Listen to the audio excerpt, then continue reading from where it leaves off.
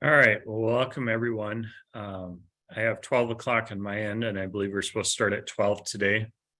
We'll give it maybe another minute or two. I'm sure there's a few additional people that are starting to still trickle in as we're getting started here. So we got some beginning comments, and we're also being joined by Allan Vyhnalek today. Allan, did you want to introduce yourself and say a few things before we get started? Sure, I'm here, and I'll handle all the kind of the other things. Jim's going to do the brand new numbers, so that's kind of an exciting time today. And today and tomorrow are my last presentations in Nebraska as a regular staff member because I retire on April 7th, and so I'll talk more about that when I give my talk. But yeah, glad to be on, and glad we have a few folks joining us. That's awesome. I'll stop there, Jim. All right, well, we'll probably just go ahead and get started. Some of the opening comments here take a few minutes anyways. As you've seen today in the advertisements, a few housekeeping items. One, our presentations today are going to be cut down to an extent. You still have all the slides that we use in our in-person presentation, but based on experiences Allan and I have had, we can only talk for so long before your mind doesn't entertain paying attention. So what you'll notice in your handouts, and I hope that everyone that's joining us was able to get their handouts. If you're not, just know that we will be getting them in the mail. It's always a hard thing to understand exactly how many people are going to join. So, and as Ryan said, you can also get a digital version in the chat he provided. If you don't have the paper version yet and you provided your address, just be aware we will be getting our final mailing out on Friday. We quit, I think on Wednesday was our last day that we sent anything out. So if anyone registered late, that's fine. Just be aware the handouts are coming. In addition to the handouts, you also received an evaluation. We want to know, do you like what we're doing online? This is a lot different than our traditional in-person event, but obviously if you're not living near Lincoln, it's maybe a little bit easier to join via this method. So let us know what you think. And your only charge for today is we just ask if you can, or if you're willing, please return the evaluation if you can. And once again, Ryan Evans in the chat, if you'd like to get a digital version, a PDF of our handouts, just be aware you can be finding them at cap.unl.edu/land23. With that being said, we'll go ahead and get started. So our official program name is Climate and Farm Resiliency for the Next Generation. Just know this is our continuation of our traditional landlord-tenant cash rent meeting series that we've done in prior years. And with that being said, we'll go ahead and get started. The handouts today, the postage, the envelopes, everything, we received a grant.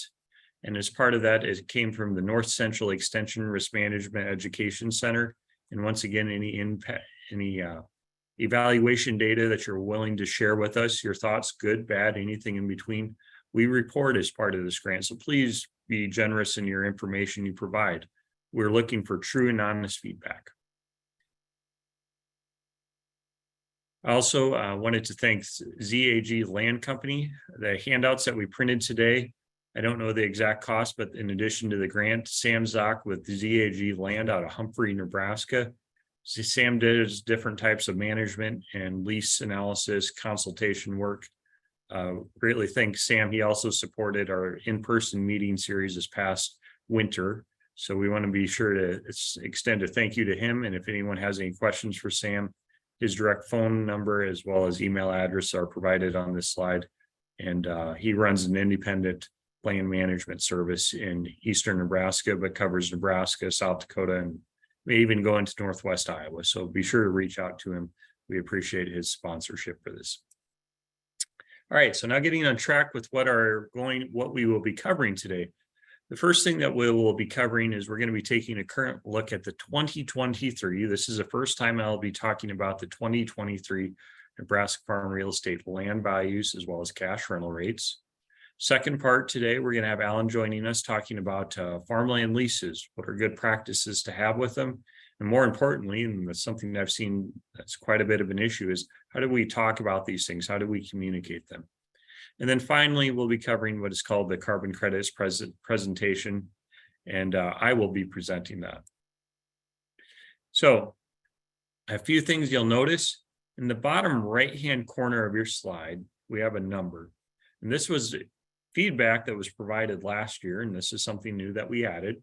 With that, on the bottom right-hand corner, that's actually the slide number that we're going to be on. So if you'd like to follow along, you'll notice I'm not going to be covering a lot of information on land values, trying to focus a little bit more on cash rents. Allan and I felt that might be a little bit more applicable to what's going on right now. But with that being said, if you'd like to follow along, just note that we're going to jump around a little bit. We did hide some slides today to make this work in our 2.5-hour meeting. I will try to go through the first portion of the presentation in around 40 minutes and allow for a few Q&A. I'd like to take a short break between when I end and Allan gets started. And during that time, I would like everyone to at least stand up, go get something to drink, use the restroom, just take a break. I know doing these online can get kind of long. So we want to make sure everyone can take a few minutes and be alert and take in our meeting today. So first thing you're going to see today, we're going to be talking about the preliminary estimates. And I'm sure many of us joining today have maybe attended an in-person or a different virtual event. But with our event, we have our annual farm real estate survey and report. We do two different things each year. We do the first thing that was published on March 15th, which can be found at the cap.unl.edu website/real estate. And if you can't find it on there, you're not sure about how to navigate the website, stop by your local county extension office. Many offices have the couple pages printed out from our report, commonly requested things, that they can run off a few things for you and provide something to you in person if you prefer. Preliminary estimates come out in the middle of March. They have an outlook on where the estimated 2023 Nebraska farm real estate values, in addition to cash rental rates, are at. And then in June, we do the final report, and that gives additional information beyond the preliminary estimates of farm real estate market values on land or cash rental rates. In the state of Nebraska, usually I try to ask some kind of engaging questions, but some interesting things about our state. We have 93 counties, 45 million acres of land. We have more irrigated land in this state than anywhere else in the United States. And with that being said, coupling all these different things together, what we do is we take the 93 counties and subdivide them into 8 different regions.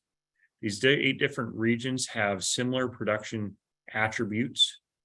And today Lincoln is in Lancaster County, and I have a pretty good feel. I think there's a lot of people joining us that have properties spread throughout the entire state.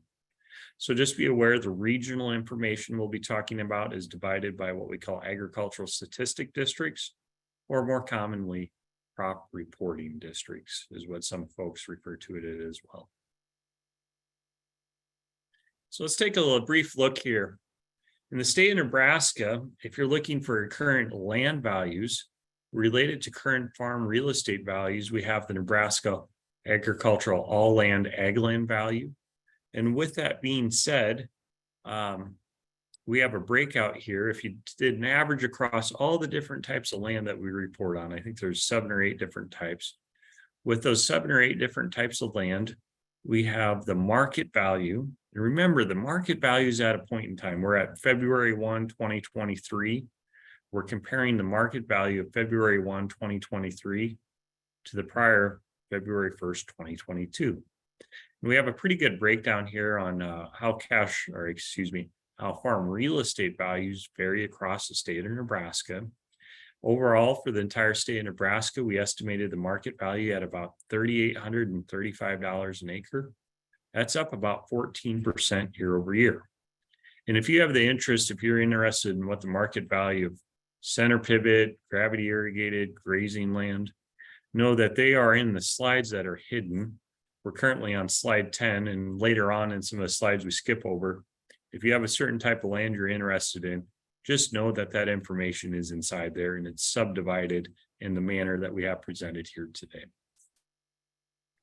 So if we take that market value of land presented in the bottom left-hand corner, and if we put that on a chart starting back in 1978 to today, we have this chart in front of us. And as part of this chart, what we have on here, let me see if I can get a marker on here. Here we go. We have the market value of land in red, or excuse me, in blue. Most recent year is $3,835 an acre. That's in blue. Over the last 2 years, we've seen the market value of land increase about 30%. It was 16% in the prior year, 14% here. And we've seen a fairly strong increase in this is not adjusting the market value of land for inflation, but this is once again setting a new record high, looking at the overall farm real estate value in Nebraska. And we asked the question, what are things that influence the market value of land? Well, in red here, we have the marketing year average price of corn, which what we see right now in the last 2 years or so is fairly similar to what we've seen during the 2012 drought. We've seen market values increase. We've seen higher market value for the prices of corn, soybeans, wheat, livestock, whatever you might raise on your property. And with that being said, we set our first record high, and then things subsided for about 5 years. And then they took off, and they really took off in the last 2 years. And there's a strong relationship between the value of what we're doing versus the value of that asset. Now, corn prices have backed off some, but they are still fairly favorable. Just know that the new market, the new crop price for corn, soybeans, wheat, whatever might be raised on your cropland, it is, the expectations are lower than what they were a year ago at this time. They're still favorable, but they are a little bit lower. The next thing we have on here are interest rates. And I have presented on here what you might see in the bottom center part of the slide here. We call it the 10-year Treasury yield rate. And as part of the 10-year Treasury yield rate, when we first had the onset of COVID-19 and early on in 2020, the interest rates were lowered to a point that we haven't seen in, maybe even in the history of the United States. They were incentivizing people to go out and spend money. They didn't want you to save it, but they wanted you to spend that money to stimulate the economy, given the economic uncertainty we had. Well, with that being said, the lower interest rates got bid in. They were accounted for. If you have to go out and borrow money, they were bid into the market value of land. And this is something that just doesn't happen overnight, but this is a leading feature to why we've seen some of the record prices we set. Roll back the clock a year ago, we could maybe get a 20 or 30-year ag land loan for around 4.5%. Now for a 30-year ag land loan, you're probably talking around 7.25, maybe even 7.5%. So there's an inverse relationship. When we have low interest rates, we tend to see higher market values. And when we have higher interest rates, we tend to see periods where the market value of land declines. For those of you that pay real estate taxes in the state of Nebraska, I just want to make sure, and I know some people are still working on their farm real estate taxes, and if you are, or excuse me, your state of Nebraska income tax. If you're working on your state of Nebraska income tax, I will remind everyone that if you file a state of Nebraska income tax schedule, so if you have an income producing asset, okay, I own ag land in Nebraska, I rent it to someone, or I farm ag land in Nebraska and I own land. If you pay income tax or file an income tax schedule, you don't have to pay taxes, but you have to file the schedule to receive this credit. If you file taxes in the state of Nebraska and also pay real estate taxes, a change for 2022, for the 2022 tax year, the state of Nebraska income tax credit that goes towards the K through 12 portion of your real estate taxes, plus they also included this year the community colleges, the portion of your real estate taxes that help support the local educational services, K through 12 or community college district where the property is located.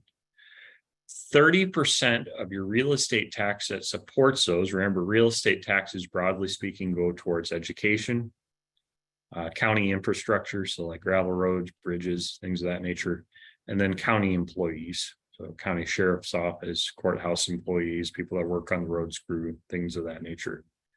The portion that goes towards real estate taxes that helps support the local public school, 30% come back as a rebate. So even if you're joining us from out the state of Nebraska, you don't live in Nebraska, but you file a state of Nebraska income tax return because you own land here, you have income and you have expenses with that land, make sure to take advantage of this credit. The Nebraska governor's website had a link on there. I think Nebraska Farm Bureau has some good information on there as well, but please take advantage of that credit. That's a portion I know a lot of people indicate that they have high real estate taxes. Well, this is a portion to get a part of that real estate tax back as a credit. So even if you don't owe taxes in Nebraska, if you own a home or agricultural land, you can get a portion of this credit. Will go towards your liability on the taxes you owe, and you can get that back as a credit. And even if you don't owe any taxes, you get a credit. Remember, a credit gets paid back to you. It's not a deduction, but a credit. So you can, you're retired, don't have necessarily a lot of income, that credit comes back to the owner of the property, whether it's agricultural land or residential homes. All right, so you may have noticed there, I just skipped some slides, so you might have to flip a page or two ahead, and we're actually on slide 21 now. People ask me, what are the things that are impacting the market value of land? What are the economic forces? Well, these economic factors, and this was for 2022, and I did not update this for 2023, but I suspect we're going to have a very similar slide in terms of things like current crop and maybe current livestock prices for 23 are very strong force or an economic force leading to the farm real estate values increasing. This kind of looks like a tornado chart. And what I mean by that, out of all these different economic forces that are influencing land, we just have a handful that are declining or weighing down on the market value of land. With that being said, we have current concerns, farm input expenses, and future property tax policies are negatively or adversely influencing the market value of land. Maybe interest rates. Last year, they were quite positive. This upcoming year, they might be slightly negative, just given how much interest rates have changed. They're on an upward trajectory because we anticipate with higher interest rate expenses, we're trying to combat inflation. But it also makes the cost of financing, whether a home, a car, land, some of these things more expensive as well. I wanted to bring the slide here, and this is probably something that we need to take a look at updating if we keep doing this talk in 2023. Just know if you're an absentee landowner, somebody that owns land, you rent it to someone else.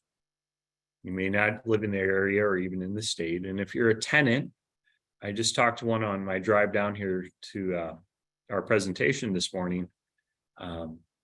Make sure you explain where your input expenses are as part of the cash rent negotiation. I had a tenant indicate to me this morning that if they had waited with putting anhydrous on until the spring, their prices would have been much lower than if they had they had acquired the anhydrous in the fall. And by putting it on in the fall, they thought they were getting a good price on it. Well, it turns out it would have been $300 a ton less for them. So it's critical to understand if someone prepaid their expenses. And I'm not saying all prices are going down for all different types of fertilizer. What I am saying, though, is just be aware where the input expenses are at, because we always see the income side of it, but we don't always take into account the, in addition to the revenue side, the expense side. So make sure you understand as part of the negotiation, where are things truly at related to this property? And the other thing, the other challenge we're trying to navigate with the war that's occurring in Ukraine and the disruptions we've seen in trade, energy prices. Now they have subsided some this last fall, and to an extent this winter, they crept back up again a little bit. And this slide right here just takes a look at in green, we have the 5-year range that we had over the last 5 years. Where had the price per gallon of diesel been? And then we had 2022 is in white right there. This is farm diesel. But related to the prices of diesel prices are much higher than they had been over the prior 5 years. And I suspect that we're probably going to see something, and hopefully we don't see it, but we're probably going to see something into the 4s and high 3s again. So once again, with your negotiations, when it comes to cash rent, I don't care if you're a landlord or a tenant, make sure you can express and explain to someone the financial situation you're facing and with the challenges that come with it. How does that impact our profitability or our outlook or our asset? Okay, so I briefly went through current state of market value of land across Nebraska. We mentioned some of the different factors or forces that are impacting farm real estate values, higher commodity prices, some of the challenges we're facing when it comes to input expenses, Yes, I think availability for seed, fertilizer, and chemicals are probably much better than they've been. Depending on when you price them, they may be just as high as last year. They might be a little bit lower. They might have been higher than last year. You truly have to understand the strategy that the operator on the property is using when it comes to acquiring.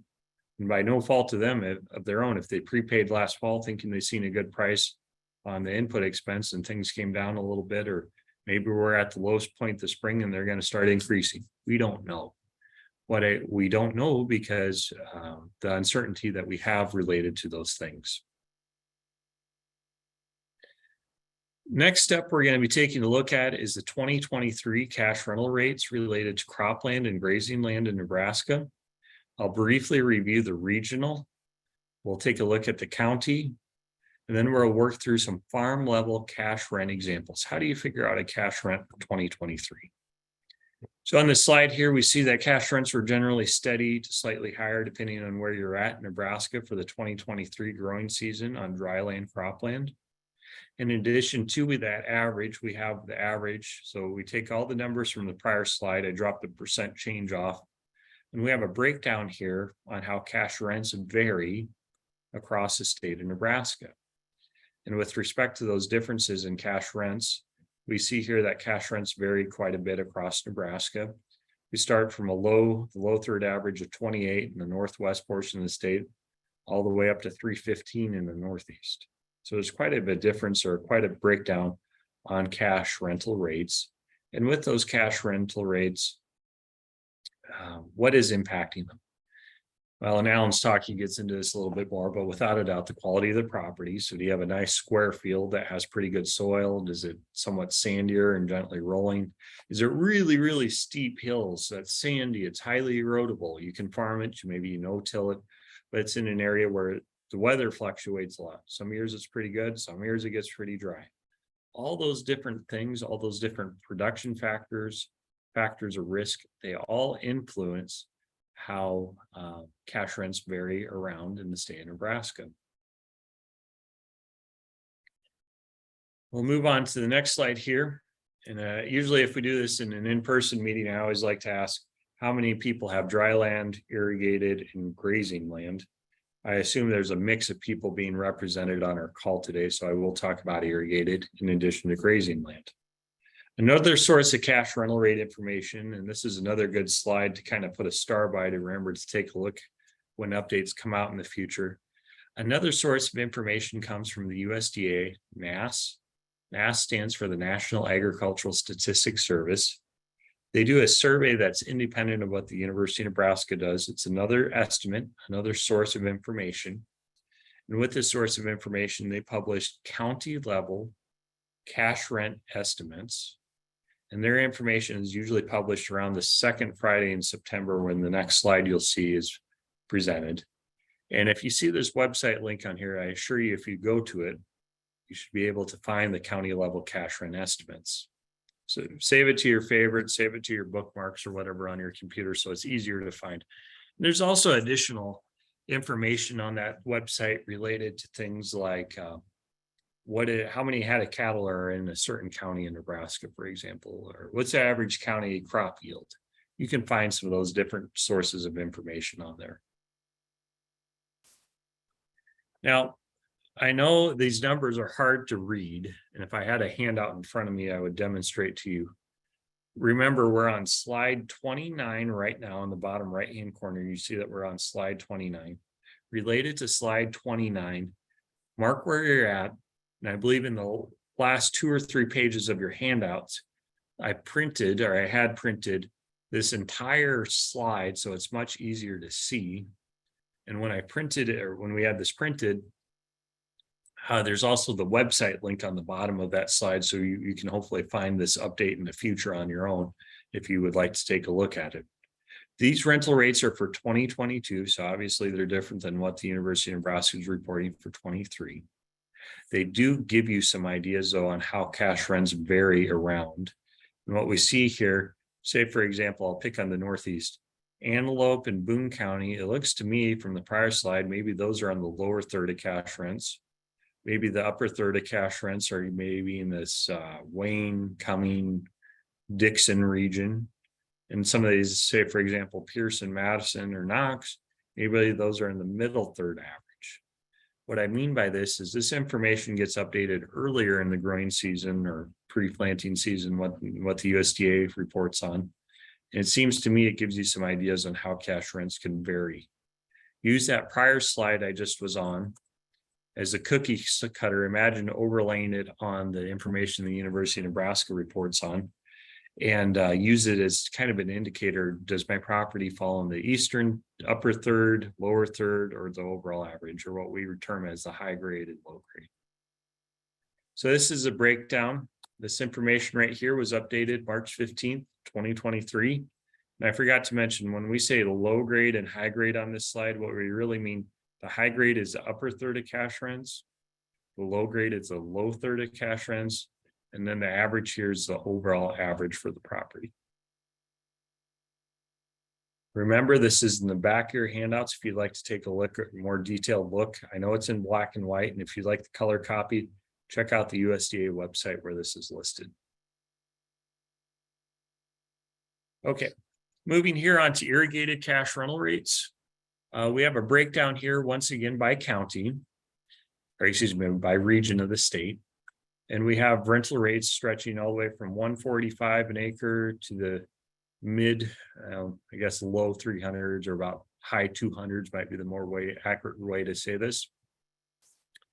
And in addition to the gravity irrigated cash rental rates, we have the breakout here by region and by grade.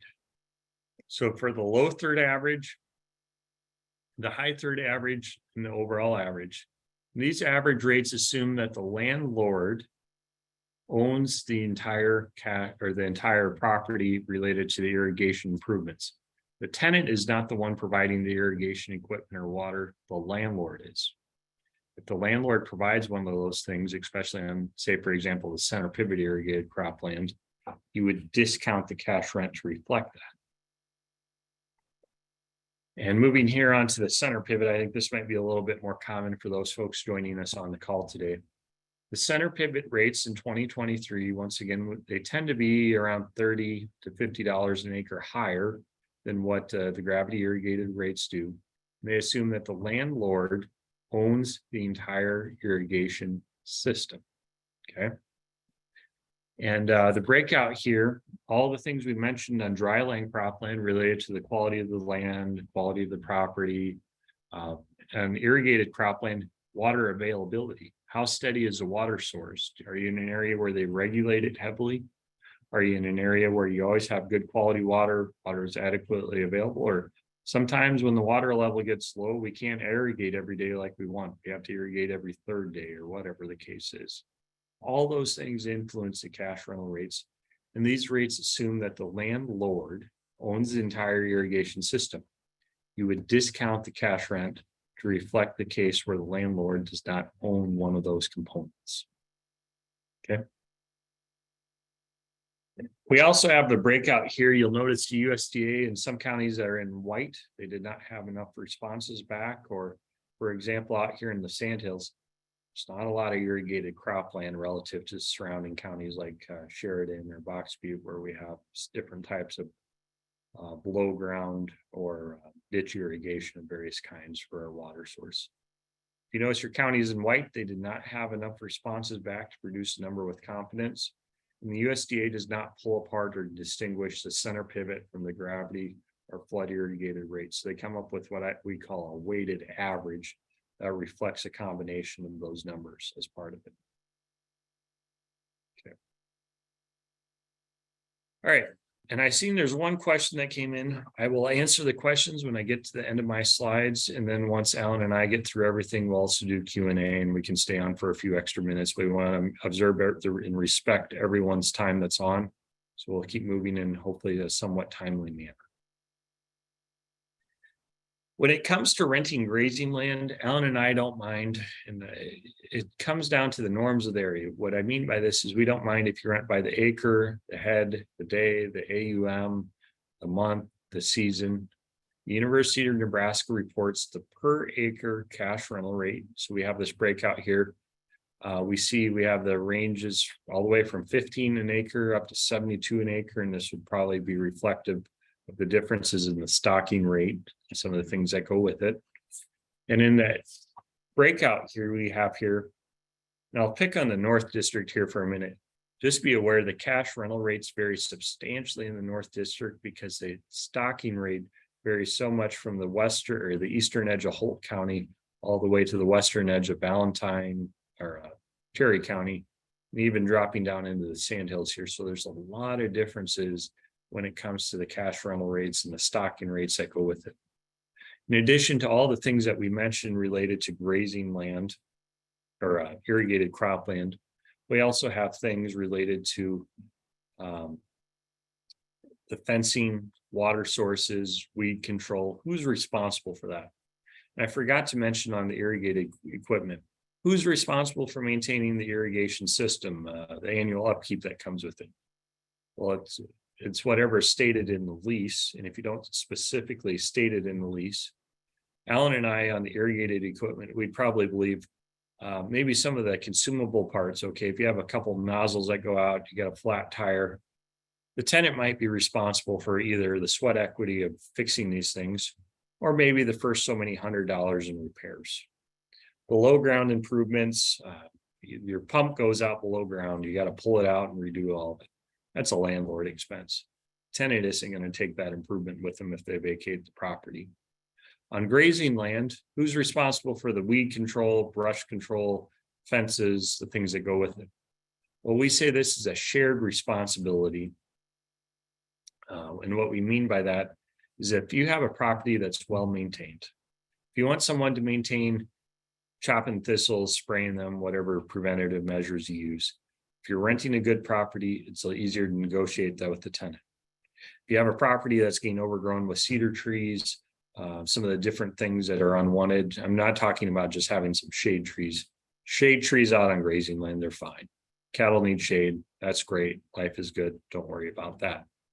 What we are concerned about though is if you have unwanted brush that's just overtaking everything. The tenant is willing to go out there and do some of these things. They have the equipment, a skid steer with a shredder on the front of it or whatever it takes to do that. Are you negotiating that in the cash rent to account for the fact of their time of running that equipment out there?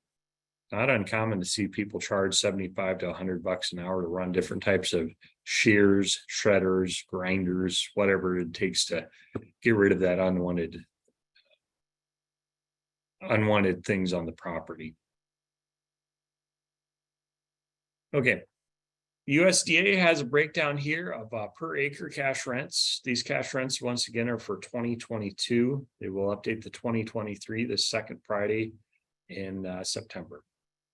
You'll see here some of these counties do not have an average. Lincoln County, clearly there's grazing land in the Sandhills as well as Lincoln County. Just know if they don't get enough responses back, they can't produce a number with confidence. Okay, we'll go to the next slide here. The other rate that the University of Nebraska reports in the preliminary estimates is the cow-calf, the monthly cow-calf rental rate. This was for one cow, one calf for 1 month during the summer grazing season. With that being said, if you're charging for, let's say, 5 months, let's take an easy example here. If you're in the Southeast, the overall average was about $60 a pair. 60 times 5 would be about 300. So if you're renting for 150 days, 30 times 5 months times 30 days a month on average, the average cash rent you'd come up with would be around 300. If you want to rent by the day, you could take the monthly rate and divide it by the number of days in the month and come up with an average rate that way as well. This is for the summer grazing season. If you do off-season grazing, if you have exceptional or poor properties, I know there are properties, I've had people tell me it only takes 1.5 acres for a cow-calf pair for the summertime. I haven't ever seen anything personally like that, but if you have exceptional properties, the per acre or the per pair rate might be a little bit higher. All these things influence the cash rental rates. But generally speaking, especially given the drought that we were extended into last year, stocking rates may not be quite as high as they were in prior years if you're dealing with drought. And Allan will get on this topic during his talk, dealing with risk related to fire, wind, hail, things of that nature. Okay, so let's just briefly review. I know we've skipped some slides. I want to remind everyone I'm trying to observe and respect everyone that's joining our call. We're trying to give you the most important things we can with this talk. And we'll go ahead and get started on our third part. First part here was on current state of land values. Second part was an overview on 2023 cash rents. Third part is some kind of setting the stage here for Allan's talk. And how do we actually figure out a cash rental rate for 2023? I'll provide some ideas on this. First thing, there are different ways to estimate cash rents. I'm going to highlight the first two on this slide, the adjusting the survey data and the cash equivalent from crop or hay share, as we might call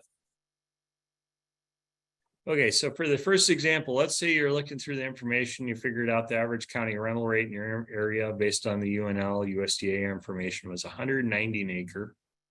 And the average county corn yield, maybe you talk to a county crop insurance agent, or someone that works in the area that they'd understand what the regional averages are. If you take the average county rental rate divided by the average yield, that gives us the county rent per bushel. What this says is $1.42 of the sale price is going towards what? It's going towards helping pay the rent. Take $1.42 a bushel, slide it to the upper right-hand corner. Property I'm going to be renting is not as good as the county average. Over the last 10 years, my crop insurance yield information says the property only yields about 119 bushel. I take 119 a bushel times $142 or $1.42 a bushel.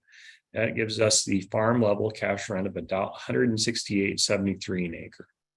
We took what we knew, we applied it to something we didn't know, our farm. This is one way to adjust the regional estimate down to the farm. Second idea, and I did update this slide for this talk, and this just goes to show you, we have a situation here. Let's say you want to do a crop share with a landlord, but they don't want to have to do a crop share because it's hard to market that grain. And with that being said, how can we figure out a cash rent that makes sense? Well, if you take the average yield for a property, let's say this property yields 140 bushel per acre. The landlord gets half the crop, the tenant gets the other half. So here in March, we're sitting across the table from each other and we say, okay, the landlord's going to get half the crop. Planting time price guarantee for crop insurance was around $5.91 a bushel per acre. The landlord gets half the revenue if you're on a 50-50 crop share. And if you take away half of the seed, fertilizer, and chemical expenses, which I estimated this number from a University of Nebraska crop budget that was somewhat similar to our example here, which is done by Glennis McClure. She puts in a ton of time, and I can't stress enough the ag budget calculator as well as the annual crop budget updates. A great source of information. If you're not sure where to start on those things, use them as a guide or a template to base your estimates off of. You can always change the numbers, change the estimates. The difference between the landlord share of their revenue minus their share of the expenses, this gives us the return to the owner. And if you'd say to that owner, why don't I just offer you a cash rent instead of doing a crop share with you? This is one way to estimate the cash equivalent instead of doing a crop share. If you're really struggling on trying to set a cash rent, this is one example to show, okay, if you set your cash rent in July, prices are better, and then we get to the fall, things come back down. When someone asks what the cash rent should be, well, it should probably be reflective of what did the ground actually yield, what was the marketing price, and what else, what were the major expenses. So all these things, and this is just a very simplified example to keep in mind. But this is just one example to take into account. And I did not include the crop insurance, but once again, if you were on a true crop share, you would also have half of the crop insurance premium would be paid by the landlord, and they'd be eligible to receive half of the disaster payments. This at least moves people towards a systematic way of evaluating these things. Now, our next slide here is on cash equivalent from hay share.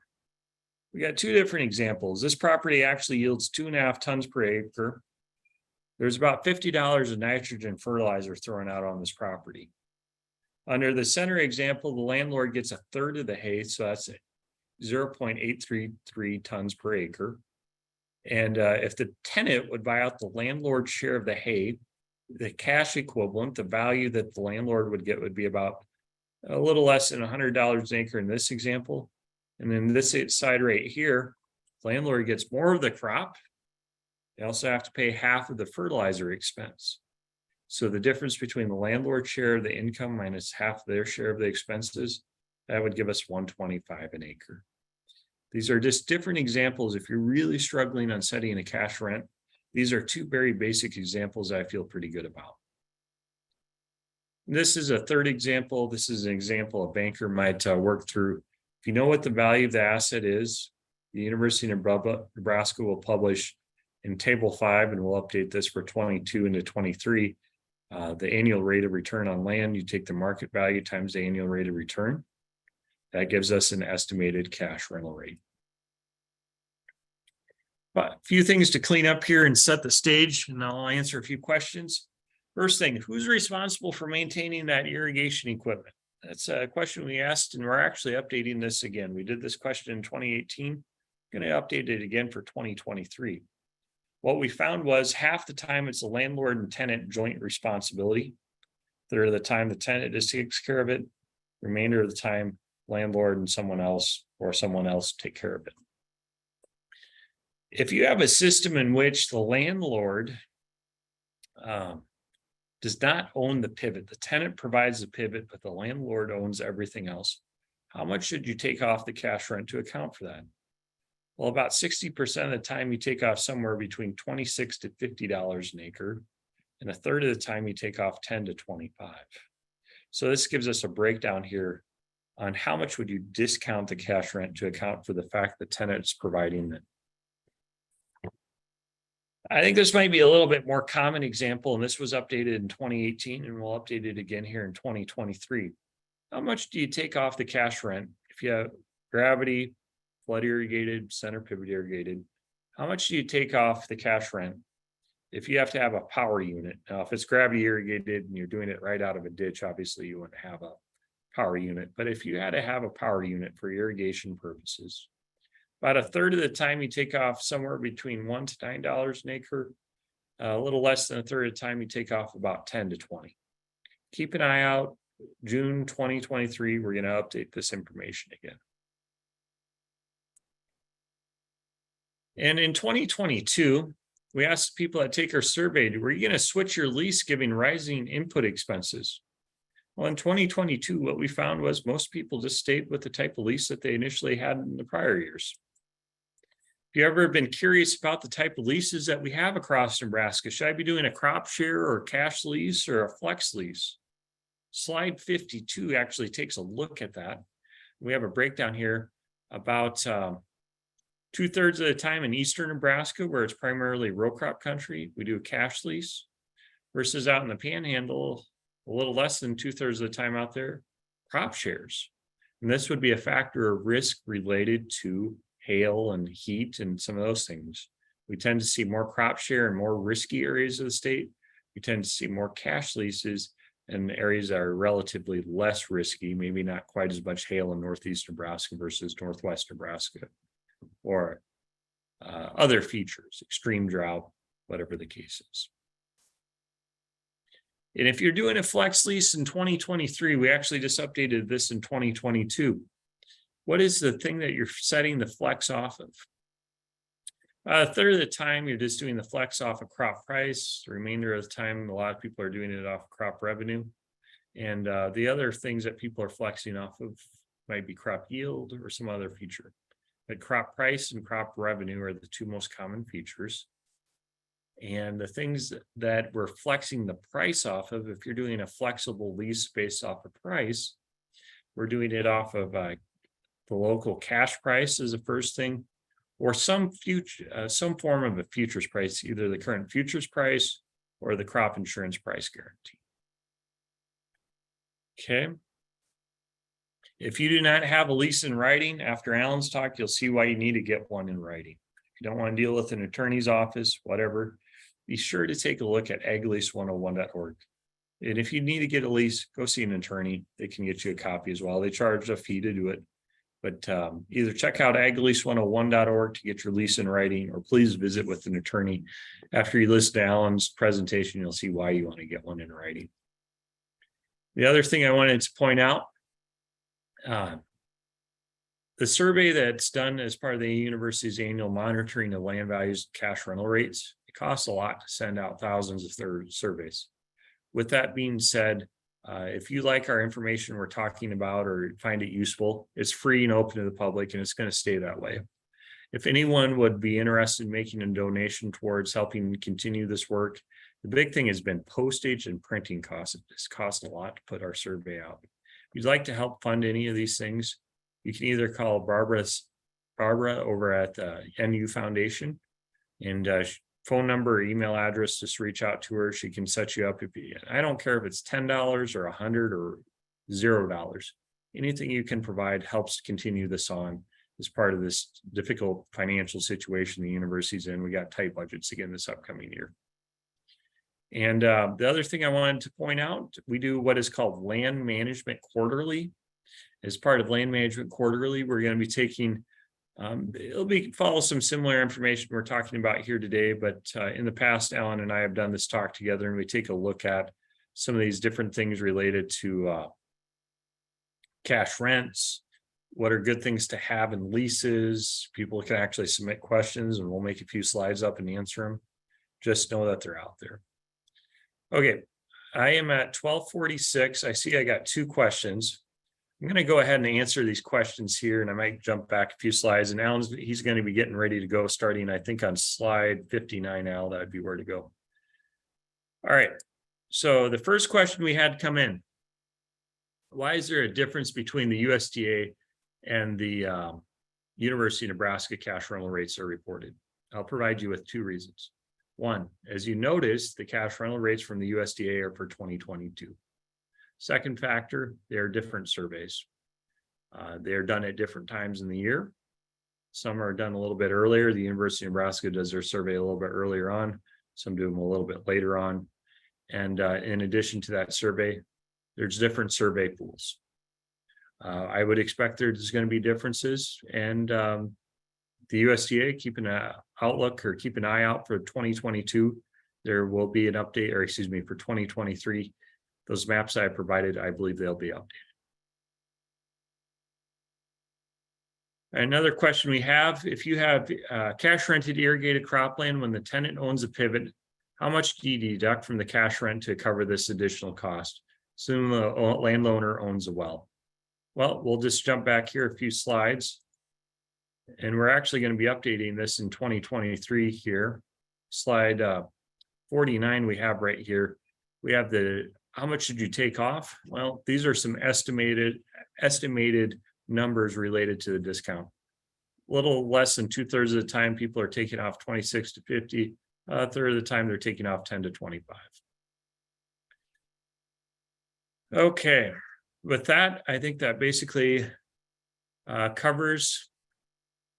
And yeah, and we had another question. Another question that came in: landlords want to use the Nebraska Farm Real Estate Survey, tenants want to use the USDA.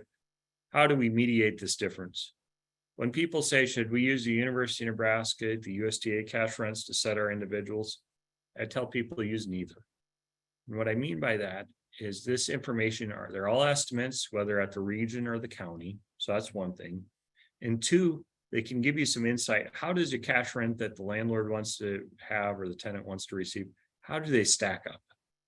And with that, I say they're good estimates. If we didn't have this information, if we didn't have the USDA information, what would we have? We wouldn't have a lot of anything. So they're all estimates. And if you're really trying to calibrate that cash rent, as I indicated earlier, there's been a lot of discrepancies on what input prices are depending on when you priced them. Do that cash equivalent from crop share or cash equivalent from hay share. Those are 2 excellent examples there. Okay, for temporarily now, that has, I believe, answered the majority of the questions. I'm going to go ahead. We're going to take about a 3 to 5 minute break. Allan is going to switch over onto his slides.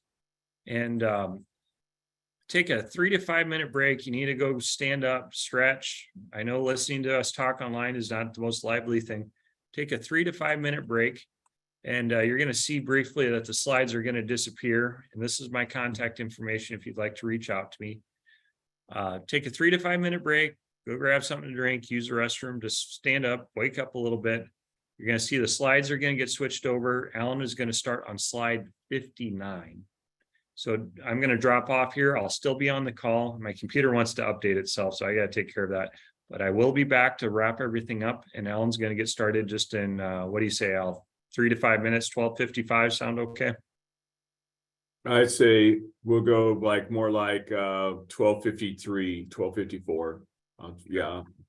Right. You know, Jim, you also had a nice comment in the chat, which I tend to agree with, and you can read that, and there was one more question that came into Q&A, but we'll get to that later. So let's just go ahead and take the break.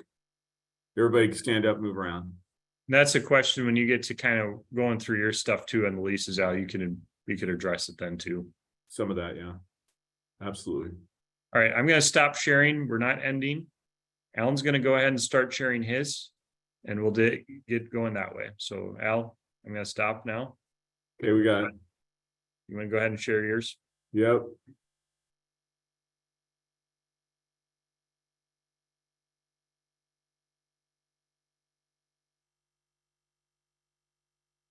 Al, I'm seeing your calendar. I know, hang on.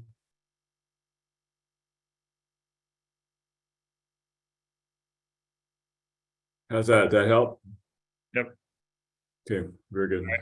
I'm going to drop off for a few minutes. My computer had a most unusual time to run an update. As long as Ryan and I are the hosts, you'll be fine. You're not going to stop the recording. We'll be all right. All right.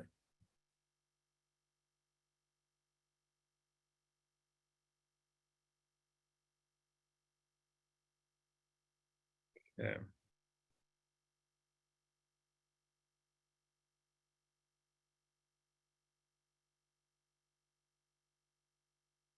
I'll just hang on here for a few minutes.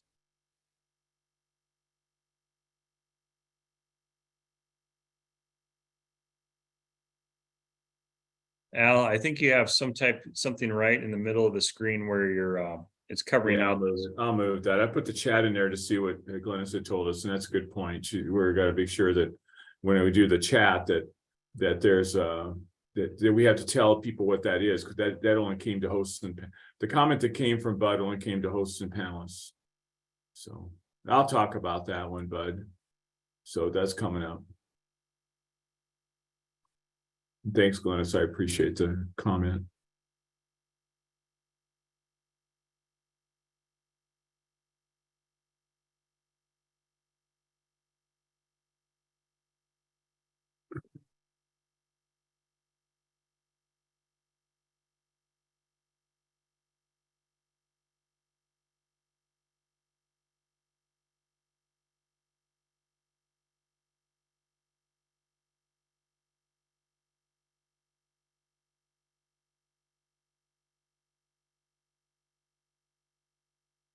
All right. Once again, everyone, Allan Vyhnalek is our farm succession transition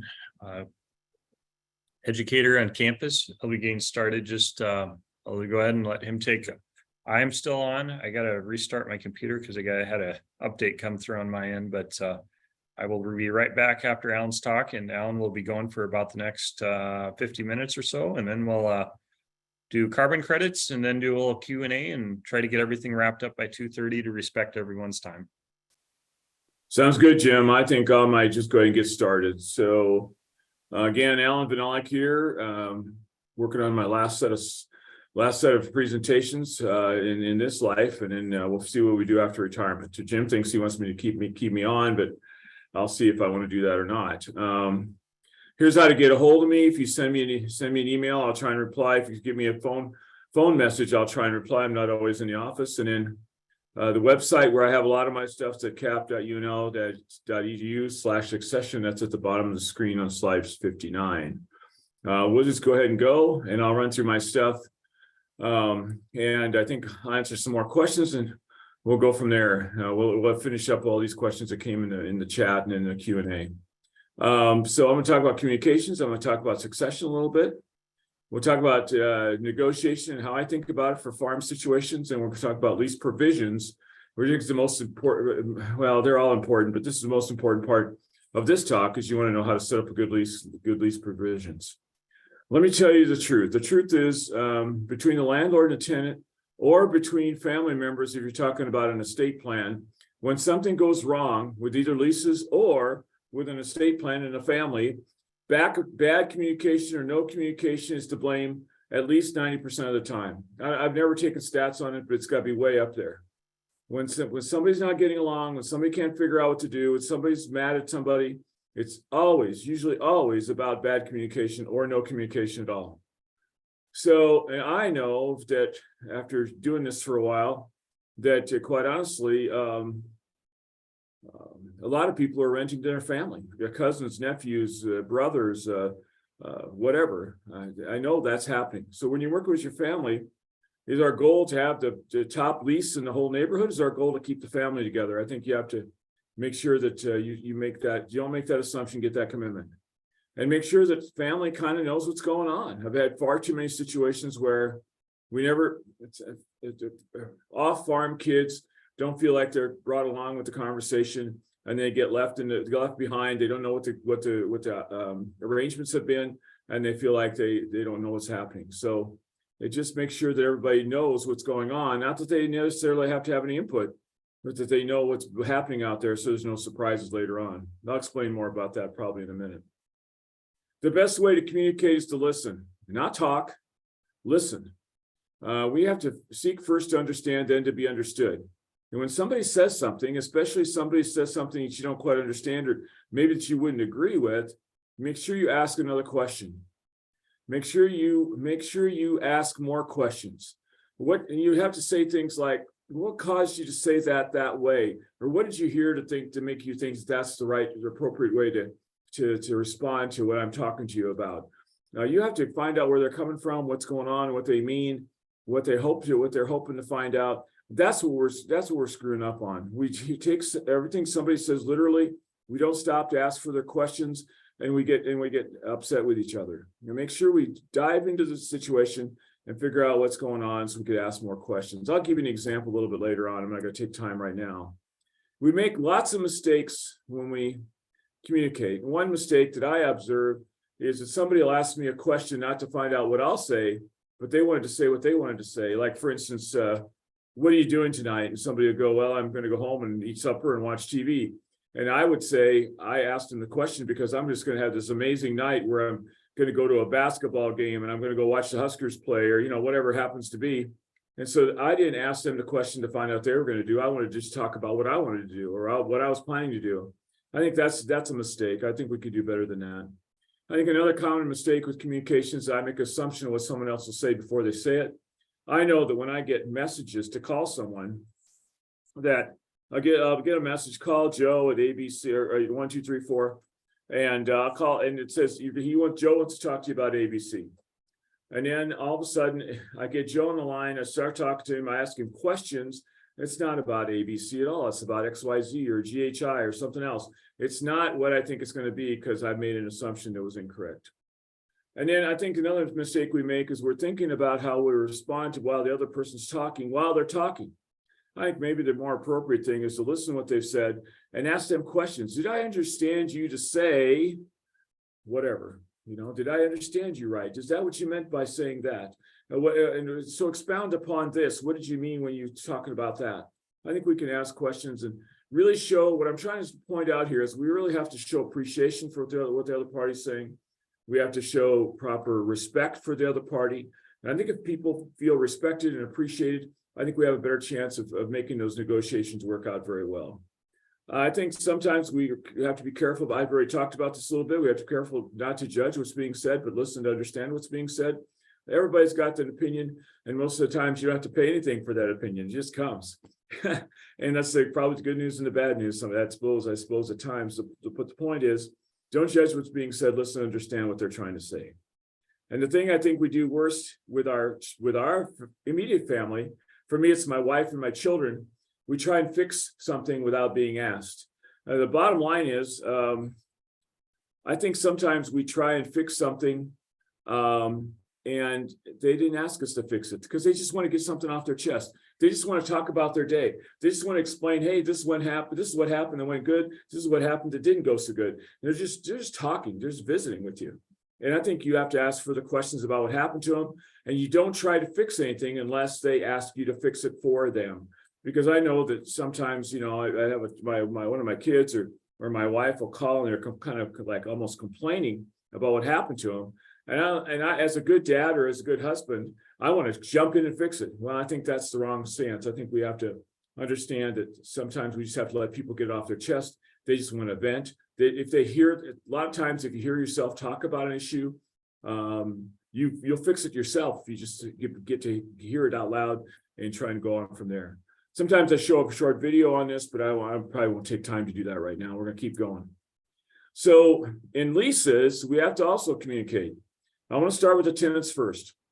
With the tenants, I think we have to take time and force ourselves to share information with the landlord, even for cash leases. I think it's important, and on crop share too. I've had too many landlords over the 20 years I've worked lease arrangements and lease management, large farmland lease management. Over these last 20 years, I've worked them pretty hard, and I've had too many landlords say the only time I talk to the tenant is when we're renegotiating a cash lease for the following year. And that to me is a mistake. I think we have to do better than that. I think we have to tell them what's going on all year long. Send them pictures if they can do it. Is a text to their cell phone if they have one that accept that. And send them an email with pictures on it. Go and talk to them and show them the pictures on your phone. Whatever you got to do to make sure they have those updates. And I think the other time to do that is be in the early fall, late August, early September. Make sure all the landlords, if they're unable to drive themselves, you make sure they get out to the field to see how the year went. They need to see before harvest, does that crop look good? Does it look bad? What's my weed pressure? What's my insect pressure? How did it go? Was there enough moisture? Those kind of things. And so please, tenants, understand you have to share growing season information with the landlord 2 or 3 times during the summer. It doesn't have to be every week, but it needs to be every month or every 6 weeks. And make sure the landlords know what's going on out there in those fields, because otherwise they just, some of them, not all, will just go to the coffee shop and they'll assume that their field is the best field in the county and that everything's going fantastic. And we know that's not always true. For the landlord, I think for the landlord, I think the biggest thing there is I think we have to be really clear what our vision or our goals are for our place, our farm. I didn't put the comment in here, and I should have. The bottom line is, Willa Cather says it best in her book that says My Antonio, when she's talking about Nebraska farm ground, or all farm ground for that matter. She says, we only own the land for a little while. And it's our job as the stewards of the soil is to take care of it for the next generation. I think that's got to be always the goal for the landlord. I mean, the farm that I happen to own in Saline County, I've only had since 1990 in my name.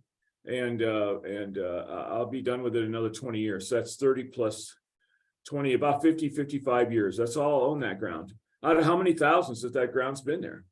So maybe my job is to make sure that it's a better piece of ground to produce better piece of farm ground to produce product for the next generation. Because I think we're still going to need, I still think we need the food off the land to feed the people. I don't think we're going to test tube food just yet. So make sure that you have an overall vision that you've communicated to the tenant, and make sure that they give you specific goals that you have for that ground. Do you want it to look weedy or don't? And now my lower right picture here is a soybean leaf that has anthracnose or something like that in it that you couldn't control, but it still shows that it's not doing very well. It's pretty unhealthy. So for both the landlord and the tenant, I think the main thing is make sure that we don't have a situation where there's such bad communication that one party feels like they have had power over the other party. I know that the landlords will say that the tenant has all the power over the lease, mostly because, and their feeling behind that is that the tenant is out there farming every day. He knows how everything's good, how everything's going. He knows exactly how much yield he got. He knows what his expenses are. And so he has an idea of what he's going to make on a per acre basis. The landlord not having that information in a cash rent is always wondering, did I get an appropriate amount of cash rent? Am I overcharging the tenant or am I undercharging the tenant? They just want to have a feeling of equality. That's that landlord-tenant balance we have in the lower right-hand corner of the slide. I think we just have to make sure that the tenants provide information to the landlord, especially on yield, even with cash rents, that the landlords have some sense of what's going on out there and some sense of the expenses and stuff like that to appreciate that, how they can strike that balance with the tenant. And then the second part of it is the tenants will always tell me the landlord has all the control over the lease. So they feel like the landlord has all the power. And it's a deal where in the morning, the landlord goes to the tenant and says, I need XXX in lease arrangement for next year. And the tenant says, no, I don't think that's going to work. And the landlord will say, okay, I'll find somebody else. So they go to a coffee shop or get the word out around town. And by 6 o'clock that night, they can have 3 more bids, at least at that price that they asked for or higher. The land is in such high demand that somebody's always willing to pay. And I think tenants feel a lot of pressure because of that demand struggle that we're having right now in agriculture. I think that's hard. So the point is, both parties have this deal of power over power over power over. So I think that we can't do that. I think what we have to do is make sure we share communication with each other. We know what's going on the expense side. And quite honestly, the best lease is where we sit down with all the expenses, both landlord and tenant, taxes, everything, put it all in a pile, see what the expenses are, see what the potential income is, and then kind of work out a budget based on that. Splitting the income, if you're lucky enough to have some, on a per acre basis, seems like the appropriate way to do that. But you guys, everybody to each their own. There's no laws on this. You just have to figure out what works best for you. I want to make a few comments about succession and transition that I just kind of ended up getting thrown in here. One comment is, are farmers ever really planning to retire? The answer is probably not, because this is Iowa. The latest data I have is from Iowa. 18% never retire. Another 52% only semi-retire. That's 70% of Iowa farmers said they'll never retire completely. And only about 20% indicate that they'd completely retire. And then the other 10% didn't respond or didn't want to respond or just grunted and walked away when they got the survey question. The point is, people are not retiring. Why not? Because they have a difficult time giving up control of the farm. And to be true, the boomers, or the baby boomers like myself, are the ones that are trying in that situation now where they have to decide to retire or not retire. And it's a function. It is a function of control. We had to work so hard and so long to wait in line to get our chance to be in control of something. Then now that we have it, we don't want to really give it up. For our generation, for the boomer generation, our parents' generation, it was always labor first, family second. That was the value of our generation. For all the younger generations, Xers, millennials, the iGens, whatever you want to call them, down to younger generation, 3 generations lower now, they're all family first, work second. That's neither right or wrong. Neither group is wrong or right. It's just kind of the way it is. So control for the older people is huge. The other good news is that modern equipment allows them to go longer because you push the button at one end of the field, takes you across, turn around, push the button, it takes you back. That's the whole GPS thing, and that does help, clearly. It makes it a more less strenuous work out there than trying to drive straight all the time. Can't relate retirement to your own mortality. So you don't think if you retire, you're going to be dead, or you feel like retirement and death go together. Well, I hope not, because I'm retiring in 2 weeks. But the bottom line is, I think we got to try and teach people that we have to separate retirement from succession planning, meaning, I'll get to that more of that in a minute, but we can't think about, you don't have to retire. I'm not trying to embarrass anybody think they need to retire, but you still need to have a succession plan. That's all I'm trying to say. Can I afford to retire? I think, oddly enough, that's still true in the southwest part of the state, where they've had drought, multiple year droughts now, not just 1 year, but multiple year droughts. And then healthier, longer life. I think that's the good news. About half don't have a successor. I can't just say anything or know anything about that. And then just over half don't know what else they do. And boy, that's me too, because I'm not sure what else I'm going to do. But because here's what the deal is with the boomers. Because it was work first, family second, we worked. And so we didn't necessarily develop other hobbies or things. I mean, I didn't take time to hunt or fish. I didn't take time to, I never felt like I had time to do a whole bunch of other stuff because I was always felt like I was working. even in my position, I feel like I've always been working. So I don't have a lot of these other skills. I learned some carpentry, woodworking on the farm, but that's not woodworking good enough to be inside the house that my wife would approve. So, it's a very interesting thing to think about retirement, because I'm not sure we think we know what else we do. So that's just my thought on that. And I think it's true for a lot of the boomers. I really do. So I'm not trying to embarrass anybody who thinks they have to retire. Farmers are really not planning to retire, and I'm not asking you to retire. Shouldn't be the question. Knock yourself out. Stay on the tractor as long as you want to. Get on the horse as long as you want to if you're a rancher. The lesson here has to be you still need a succession plan, because no one avoids the pine box. What happens to your stuff when you're gone? What happens to your stuff when you're gone? Because you don't avoid the pine box. If you want to leave a legacy, if you want to control what's going on there a little bit, if you want to have a plan, what you think ought to happen, then put one in place. Don't just let it to be half a chance. Estate planning, however, more often than not, tends to be deferred until some critical life event occurs, which forces the family to address the matter. Oh, great idea. Let's wait until somebody dies. Now we're going to address what happens to the estate or what happens to their people's stuff. That's a terrible time to do it. Right after somebody's passing, you have people that are all in different phases of the grief cycle. The phases of the grief cycle go something like, I'm in shock. I'm in disbelief. I'm mad that it happened. I'm just sad, mad. And then you get to full sadness and almost depression. And then at some point in time, you can start to reconcile with the fact that somebody's gone. And then by the way, you go back to number one, the step number one. I'm disbelief, and then I go step number two. I'm mad, and then I'm going to sad or unconsolable, just sorrowful, and then you go back to acceptance again. And so you jump. People are jumping all over the place on this, and so I'm trying to say it's a terrible time to have a family conversation, because if you have 12 people in the room, you'll have all of them in different parts of that grief cycle, and you roll back and forth all the time.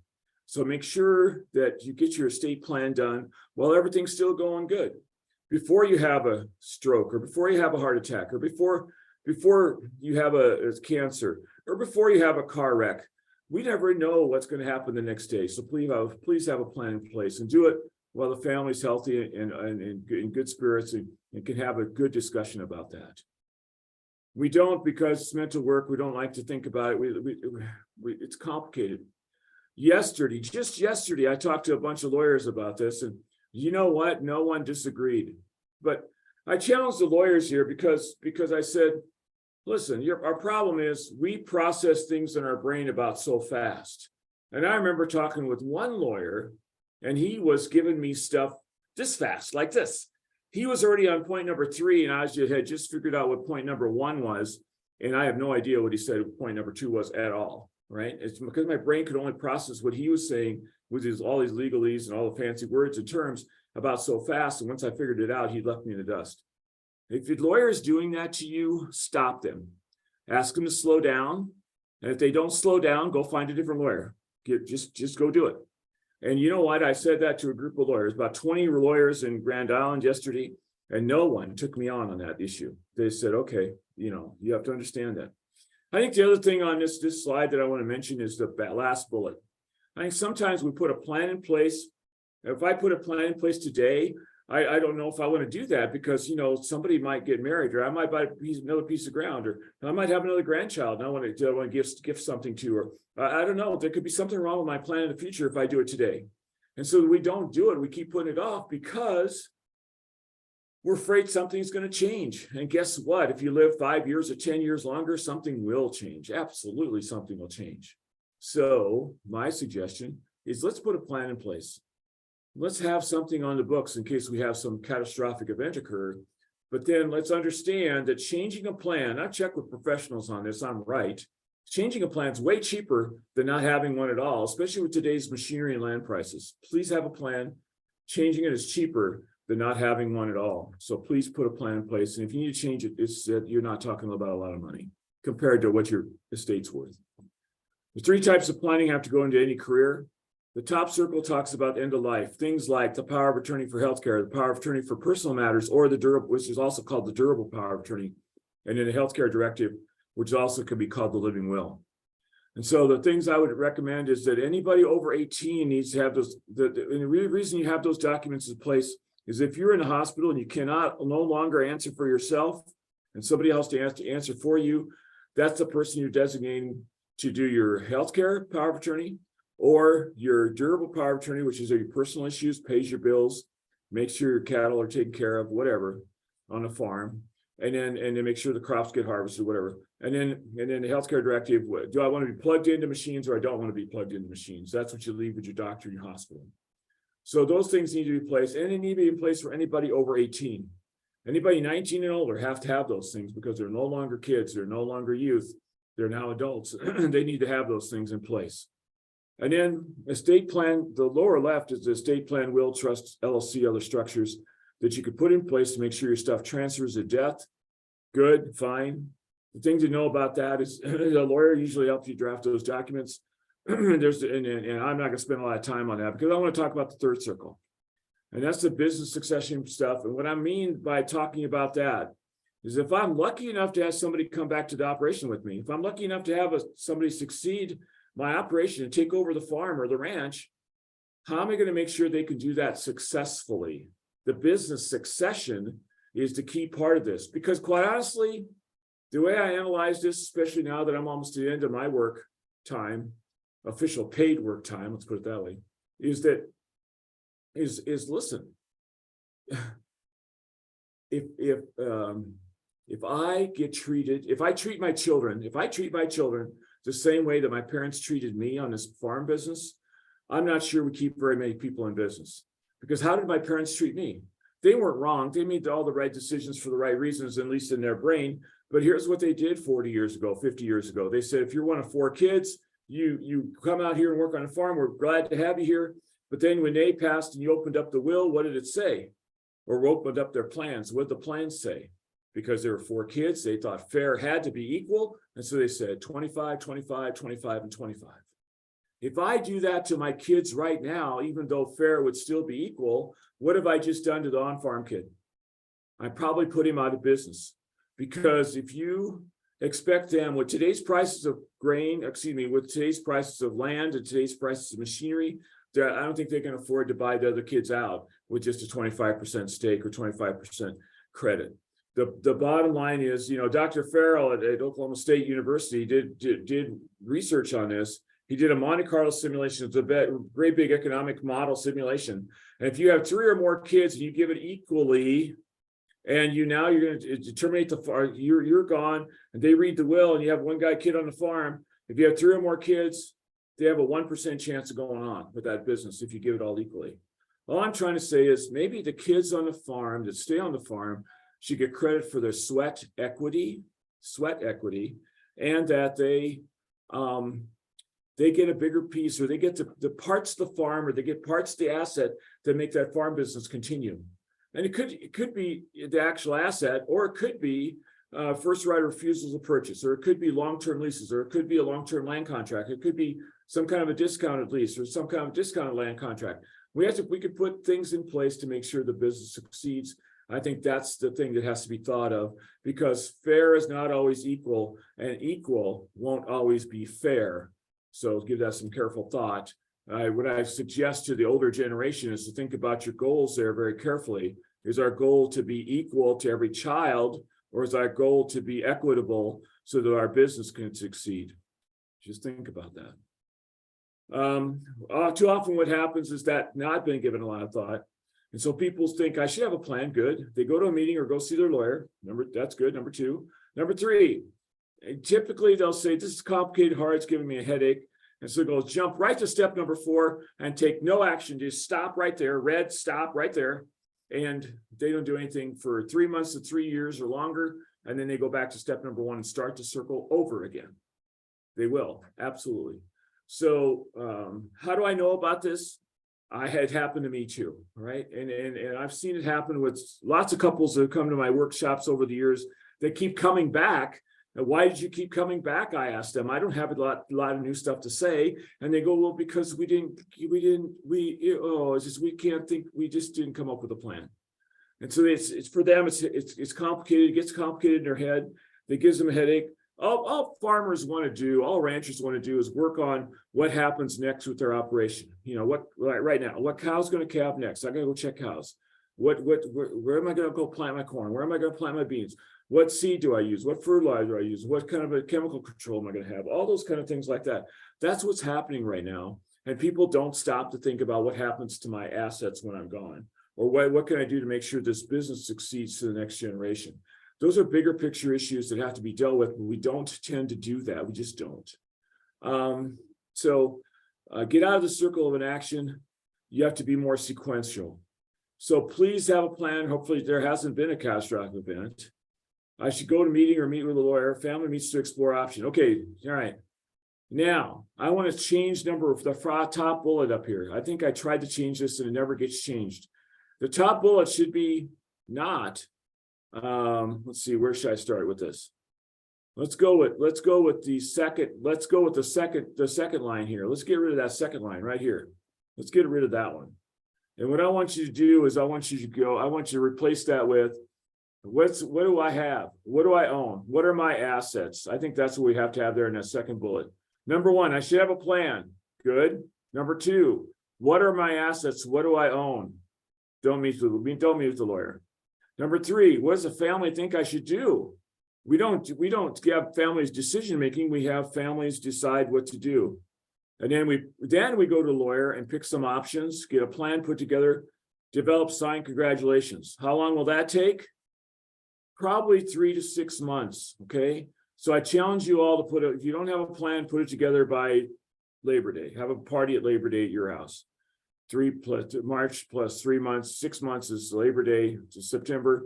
Have a party at Labor Day. And then review your plan periodically as your situation changes. That doesn't have to be necessarily done annually, but every time you buy a piece of ground or somebody has a divorce or somebody has a baby or somebody gets married, then you review your plan, see what you need to do to change it. That's what I suggest. And please get that, follow through on that and keep going on that and get your plan put together in 3 to 6 months. Parents make assumptions that are in good faith. They think they're making the right assumption and they turn out to be terrible assumptions. And what I'm trying to say here is the kid, like for instance, number one, kids get along great now, they'll continue, even if I'm dead, I know they'll still continue to get along great. The more I do this talk, the more I observe families, the more I observe my family, I'm convinced that the parents are the glue that hold the family together. So once the parents are gone, that glue starts to disintegrate and the families slowly start to go apart. And they just never quite get back together when they got together at the parents' house. And so don't assume that. If you want your kids to get along great now, put a plan together that they will stay getting along great. Bullet point number 2 says, I know my children want to keep this asset in the family even when we're gone. That's very utopic and it's a wonderful idea, but that's just simply not the way it works. One family I was talking to the oldest daughter, and she made a pledge to her mother that she thought that getting the rental income from the farm ground would be fine, and that she was going to try and keep the asset in the family there were 3 kids. And so she has a meeting of the 3 kids, her and her brother and her sister, there's 3 of them. And because she's the oldest, so she's the power of attorney, or she's running the will, taking care of the will. And she goes, Mom wanted to keep the farm together, and I'm fine. I'll keep the farm. I'll keep my part of the farm. The middle-aged brother said, yeah, I'll keep the farm. What does young sister say? Says, no, I need cash. I don't live here. I got a very expensive house. I got kids in college. That take money. I'm trying to help them. And I got one getting married, and we want to go try and take a trip this year. I need the cash. I need more than just the rental income. And so is anybody wrong there? No one's wrong. But are we all following what the parents want? That's always strange. That's always gets to be a interesting situation. Kids will have to figure out how to divide. I don't need an estate plan. I'll be gone. I don't care what happens. That's a good way to start a war with the family. So if you want the family not to ever get along, go with that thought. And then since I've had 4 children, my assets have to divide 25% each equally. That's the only fair way to do it. I've already talked about that. And then the last one says, someday, son or daughter, this will all be yours, unless that's notarized and there's a plan behind it. That's not true. So it won't all be yours. Sometimes you'll get 1/4 if you use the 25% each assumption. You'll be out there for years and years and years and still get your 1/4. And is that equal or is that equitable? Probably not. Is it equal? Yeah, sure. But is it equitable? I say probably not. So final thoughts on estate planning, just my little primer here. Are you still going to have a family? Okay. Don't make that assumption, get that commitment. Please have the conversation with the entire family and make sure everybody's on board. Because I think it changes the tenor of the conversation. I think it makes the conversation more palatable to everyone when they understand that. And secondly, are mom, dad, grandpa, and grandma on the same page? That should be worked out first, because I've heard of situations where grandpa tells one of the children one thing, grandma tells another child another thing, and now we've taken the disagreement across 2 generations. That's an awful way to start. Don't start that way. Make sure everybody, the grandpa, grandma, mom, and dad shouldn't start anything until they have a kind of a good plan on what they want to do with their assets going forward. So summary, don't get in that circle of inaction, avoid the catastrophic event, and get great communications put together. I started LandLink 2 years ago. We're trying to get land seekers who don't have access land tied up with the older generation who do not have a successor. They either don't have children or they don't have children returning to the farm or ranch. And so we're trying to have an application put together at this website right here, cap.unl.edu/landlink. And we're taking both landowner and land seeker applications. Right now, I have about 175 land seekers, and I've got about 8 landowners. And so that's the issue we're having right now. I don't have enough landowners putting land up to get somebody started on their own operation with them to take over operations. And so that's a bit of an issue. And Jessica will be taking over. We should be in charge of taking over after I'm gone here in 2 weeks. Negotiation. A couple comments about negotiation. I'm not talking about the upper left, the used car salesman or used tractor salesman. I'm not talking about your grandkids. That would be the upper right for me. Am I going to be a good grandpa or a bad grandpa? I'm going to give them candy or I'm not going to give them candy. But I am talking about the lower picture, how we're going to negotiate with the family. Because at the end of the day, well, first of all, it's a back and forth process to reach an agreement when you have both shared and opposed views, okay? And then also know that, all right, here's how typical, so what we have to understand is we tend to negotiate the way, our parents taught us to negotiate. Specifically, I'm talking about the dads. The dads taught us how to negotiate, and this is kind of how it went. My dad and I would go into the tractor dealership and talk to the used tractor salesman. And I'll use today's prices, but I could give them for 1969 when I remember doing this. But we go into the tractor dealership and we asked the tractor guy, so what do you need for, hang on, let's see if you could do something here. Never mind, we won't do that. Okay. All right, I'm going to quit that. All right. So he said, what do you need for this tractor? And the salesman up here says, I would like 50,000 to use tractor. I want 50,000. And you say, well, I'll give you 40. And now we already spent a half hour getting to that point. Now I spend another half hour and the salesman says, you've been a great customer. I'll tell you what I'll do today. I'll let you have 48. And my dad would always go, well, the best I could probably do today. And I'm only giving this to you because you're a good salesman. I'll give you 42.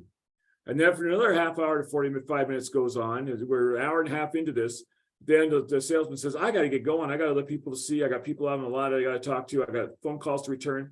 I'll tell you what, I'll let you have it for 46.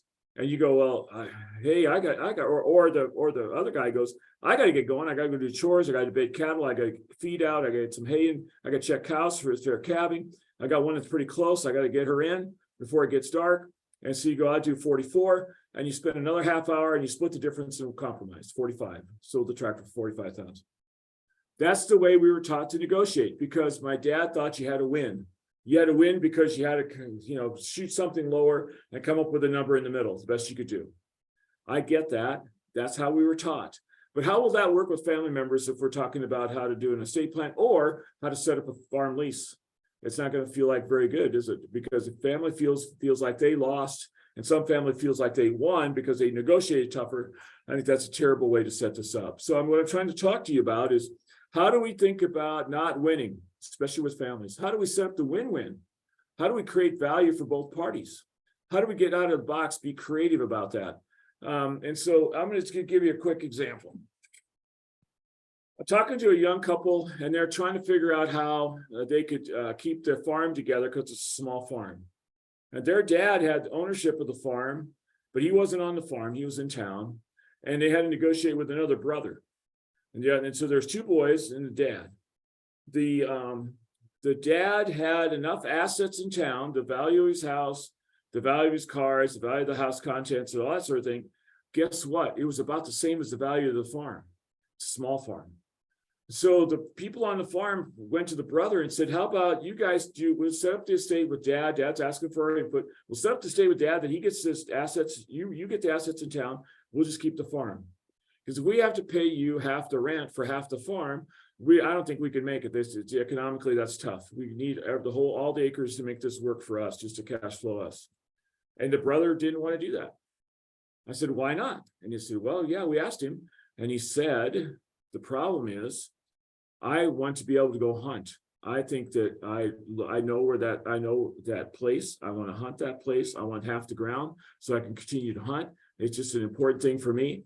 He wasn't going to go help on the farm, but he wanted to have his hunting because he'd been there all his life and knew where to set the stands and knew how to harvest deer from there and all that. So I suggested simply, listen, if you needed the whole farm to make your operation work, you should propose to your brother that you take that.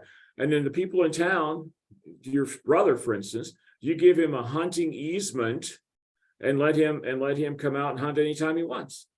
And that's just a legal thing, says he can go hunt. He doesn't have to own it. He just have the right to go hunt there. And you give it to him for the rest of his life. And the easement would go with the property, even if you had to sell the property, he'd still get to go hunt there. And usually that's the end of the story. But I had the great luck of being able to run into one of the people on the farm several months later. I said, how did that go? What did you do? And that person indicated to me that they went to the brother with that proposal, and he countered them by saying, I don't necessarily need half, but I want these 30 acres where it's all woods, because that's where the deer kind of hang out. Can we just split those 30 acres off?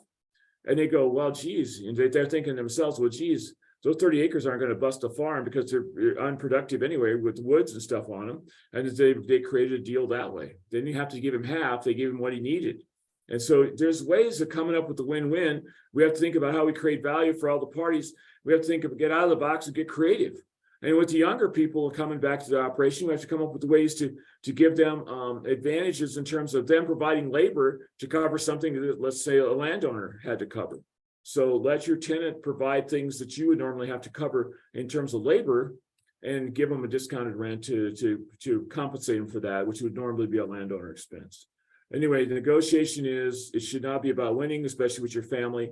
Come up with great value for all parties. If you stop and have a conversation, you can always get creative and come up with a alternative. That's all I'm saying. Now, what I really kind of got hired to do today is talk about lease provisions. Have all leases in writing, okay? Please have your leases in writing. If you don't, know that the verbal leases or handshake agreements for Nebraska all start on March 1st. They all started March 1st. To stop those leases for now, so the next lease, the lease for 23 is already in place. To stop the lease for 2024, they'll start March 1st, 2024. Know that you have to give them 6 months notice according to Nebraska law at the present. And that means you have to give notice by the end of August. Before September 1st, by September 1st, okay? So that should be given in writing. It should be a certified letter, so you get notice back that they received the letter. And please, and then note that the bottom 4 bullets on this slide pertain to how you set up your written lease. So in a written lease, you're going to get starting and ending date of the lease, timing and lease termination. How much notice are you going to give them? Are you going to give them 6 months notice or less than that? Notice that there's holdover clauses in leases. In other words, are we going to allow the lease to just hold over or go over to another year? And does it have to be renegotiated? What's going to happen there? And quite honestly, Jim and I kind of agree that if you do a multi-year lease, we're not saying you should, but if you choose to do a multi-year lease, fine. But maybe you should put a place in that multi-year lease where it could be renegotiated. Not necessarily in August, not necessarily in February, but sometime in that 6 month period, that how this is when we're going to renegotiate and make it the same every year. and say, this is how we're going to set that, reset that cash rent either up or down, depending on what's happening with yield and price and all those kind of things. So please think about those things as you put your lease provisions in place. The other thing I think about is phosphorus and fertility. Fertility is critical to raise good crops, and phosphorus is one, everybody's going to put nitrogen on. I'm not worried about nitrogen. That just happened to get any kind of a yield. But phosphorus is one I worry about because, quite honestly, on high rent, when you're looking at these $350, $400, $450 per acre rents, I think some of the tenants will try and mine the phosphorus, take the phosphorus out of the soil, not put as much back as they need to, or not put any back. So make sure that you have your phosphorus covered, and make sure your phosphorus doesn't get mined out of your soil. If you need to, consider a soil test at the end of the lease. For lime, a lime should never have lime should always be a landlord expense. If we put the right kind of lime on to control the pH, to control the acidity versus base of the soil, to have it at the right pH so that it raises good crops, that should always be a landowner expense, because if you put the ag lime on that lasts 10, 15, up to 20 years, that's a land investment, landlord expense. It should not be a tenant expense. If the tenant's applying and you expect at least the land to last 10 years, then I think you also have a clause in the lease that says, if I'm gone after 5 and I'm the tenant, I want part of that cost of that, putting that lime out there, because I left that for the next tenant. So I think that's just something that has to be dealt with, and you can have those conversations, or ask me more questions about that in the chat. Filling excessive erosion should be a landowner's expense, but a lot of tenants have the equipment to do that, and I think the landlord either should discount the rent or actually volunteer to pay the tenant for that operation, with things like loaders and box scrapers and excavators and a whole bunch of equipment that they tend to have gotten over the years. They just have a lot more stuff around than they used to. Non-crop acres, I think a lot about cedar trees here. Now, if you listen to Jim ever talk, I don't know if he said it today, I wasn't listening carefully enough, but usually Jim says who controls cedar trees and noxious weeds, and he says the other party, the landlord or the tenant, whoever will do it. And that I understand that operationally that's true, but I'm going to talk about who's responsible. The person responsible for noxious weeds, for instance, in pastures, in my view, should be the tenant. The person responsible for all trees, cedar trees, locusts, all that stuff that comes in, volunteer trees in a pasture, should be the landlord. The main thing with cedar trees is, you see the picture here in the slide, make sure you're getting those cedar trees taken care of while they're still 3 foot or less. You have lots of options open to you. The chief one right now, this time of year, is if you'd ever get a quiet day with no snow on the ground, you could burn it, and that would take care of the cedar trees just perfectly. But I'm not sure we get a quiet day in the spring. I think it's always too windy almost. But anyway, that's one way to do it. 2 goats per acre will do it. Chemicals will work. And then there's also physical. You can go cut them out, especially when they're small like that. And it's a whole lot cheaper. Jim mentioned it's a whole lot cheaper than hiring somebody with the fancy equipment to come in there and nip them out or pull them out or anything like that. It's just way cheaper to handle when they're small. So handling non-crop acres, I've kind of tried to cover that. Tillage versus no-till options. Just an organic versus non-organic. I'll make one quick comment here. Sometimes people get this utopic idea that that tillage, and I want no-till. That's what the landowners say, and they want organic. They want no-till and organic. Make sure we're not asking for that. It sounds utopic. It sounds like it'd be perfect. But if I'm controlling weeds with no-till, how am I controlling weeds? With chemicals, typically. If I'm organic, can I have chemicals on my ground? No. So how am I controlling weeds? With cultivator. Is that no-till? No, you're cultivating. So I think the two conflict too much. Don't do that. The GMO horses out the gate. Non-GMOs is a very, very minor part of the production now, so it's probably going to be GMO. I'll talk about corn stalks here in a second. I'm not going to talk about that right now. We'll go on for that. For pasture, who's taking care of the fencing? Typically, the typical thing I hear about fences in Nebraska pasture leases is that a fence has to be there for the tenant to take the ground. In other words, the landlord has to have a functioning pasture fence for the tenant to even start the lease. And then the tenant does the maintenance in terms of labor. And a typical arrangement is the landlord to provide the posts and the wire. That's typical. Whatever you guys work out's fine, but just understand that. And then also crop ground versus pasture ground on hunting rights. Crop ground, especially if it's a cash lease, hunting rights go to the tenant unless it's held out of the lease. On crop ground, on crop share, the landlord retains the hunting rights, and they can share some with the tenant if they choose to. On pasture, because pasture leases stop before hunting season continues, pasture leases usually always stay with the landlord. Okay. The recreational use law changed about 5 or 6 years ago now. And that just says that if I let you go hunt on my place, and I'd be happy to have somebody go hunt on my place. And if I let you go hunt for free, okay, now you go out there and you break your ankle in a hole, you don't sue me, because the Nebraska recreational use law says, if I don't charge you to go hunt on my place, you get hurt, that's on you. That's not on me as a landowner. The thing I would like to say about that is that everyone should carry liability insurance, because they can always sue you whether they're going to win or not. And it also applies to other recreational activities besides hunting. It would apply to horseback riding. It would apply to ATV. It would apply to hiking. It applies to fishing. Anything you can think of from a recreational standpoint, it would apply to all that. If you don't charge for the activity, then you should be not held liable for somebody's injury. On the other hand, if you are charging, I charge for hunting, I'm going to get you so much a buck or so much a doe, or I'm going to charge you so much per acre to go hunt, then you're liable, and you need to tell your insurance person that, and they'll get you different kind of insurance to make sure you got that covered. The other thing I didn't talk about with pasture, I might as well just cover this right now. I don't think it's part of these slides, and that is that in addition to the fencing, I think the other thing that has to be handled is the big three. The big three for pasture are fire, drought, and hail.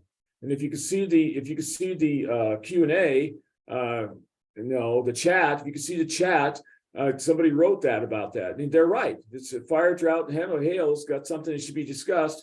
And I don't have great insight on how it should be discussed. I'm just saying this should be discussed before the lease starts. Fire, drought, hail. We all know we've had droughts in Nebraska. We had one last year. We ruined a lot of pastures. We had hail in Nebraska last year. So there's a strip here right northwest of Lincoln going west out towards York. They had a terrible hailstorm. All the pastures there got beat to smithereens. And then fire, drought, hail. Fire, yeah, there's pastures get burned all the time by mistake. You take the big fire out west of Holdridge last year and those kind of things. The big fires out in Shadron area several years ago. The bottom line is, let's have a discussion before any of those things happen about what should happen to the lease. In some cases, there should be an agreement, and that's between the landlord and tenant. I don't have any great ideas on that, nor do I have any good examples there. They just need to have that conversation before you have that eventuality coming in place. And so I tried to answer that comment that Bud made about that. Irrigation equipment. Oh, with corn stalks. Okay, I haven't talked about corn stalks yet. Corn stalks, I think grazing's great. I think grazing is awesome. I also know that we're rolling them up and harvesting them as bedding, and or harvesting them as a roughage to go with our distiller dry grains and other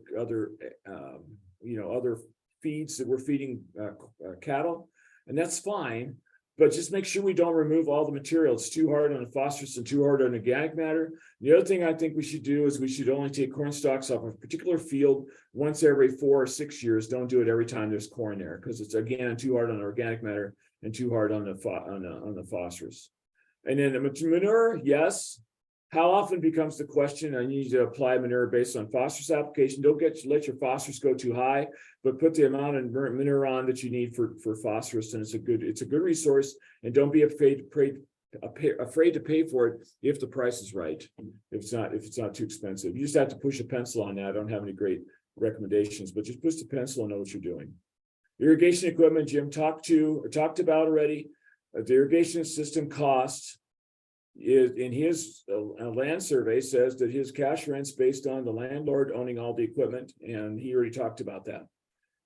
It's common for the landlord to say, you tenant, you do the work on the pivot, keep it up to date.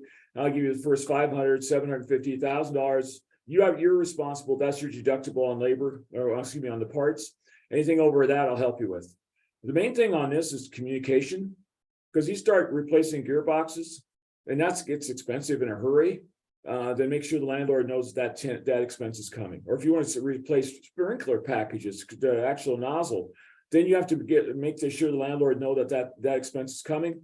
those are his expenses if they own the equipment. But make sure you communicate with them. Don't give them a bill after it's been done and expect them to be happy about paying it. So please have good communication, good lease provisions. Know what your goals are for the asset. I tried to give you a couple of negotiation tips, and please have leases in writing. That's really important. Jim, I think, gave you the Ag Lease 101 website. That's a great place to start, and we appreciate you listening in this afternoon. I tried to roll through that as quick as I could, Jim, and I did it in less than an hour, and you should be impressed. Okay. Jim, did you get back on? Did you make it? I'm here, Al. Can you hear me? So I need to stop my share. Do you want me to answer the questions or no? Yeah, I'll tell you what, I'll read you the questions and you answer them. How about that? That'd be fine.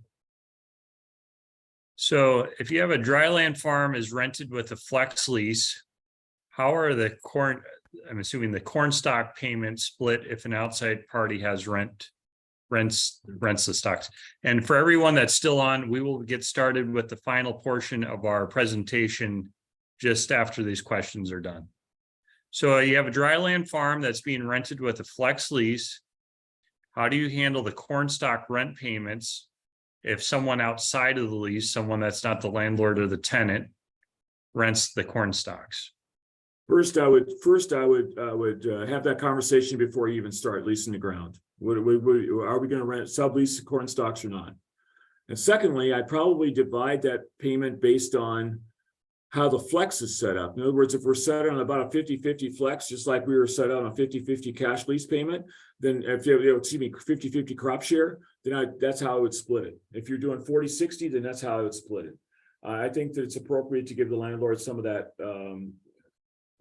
My biggest thing with corn stalks is that the amount of rent for corn stalks should be totally determined by who's putting the labor in, putting up the fence, and taking care of water and those kind of things. I mean, I think that a lot of corn stalks could be given out free just to get rid of the volunteer corn and that sort of thing in the field, so I don't have to control corn in my soybean field the next year. So I don't think you have to charge a lot for rent there. And if you do, then talk about it ahead of time and know how you're going to split them. That's the main thing. Or what do you have to say about that? No, that's you're fine.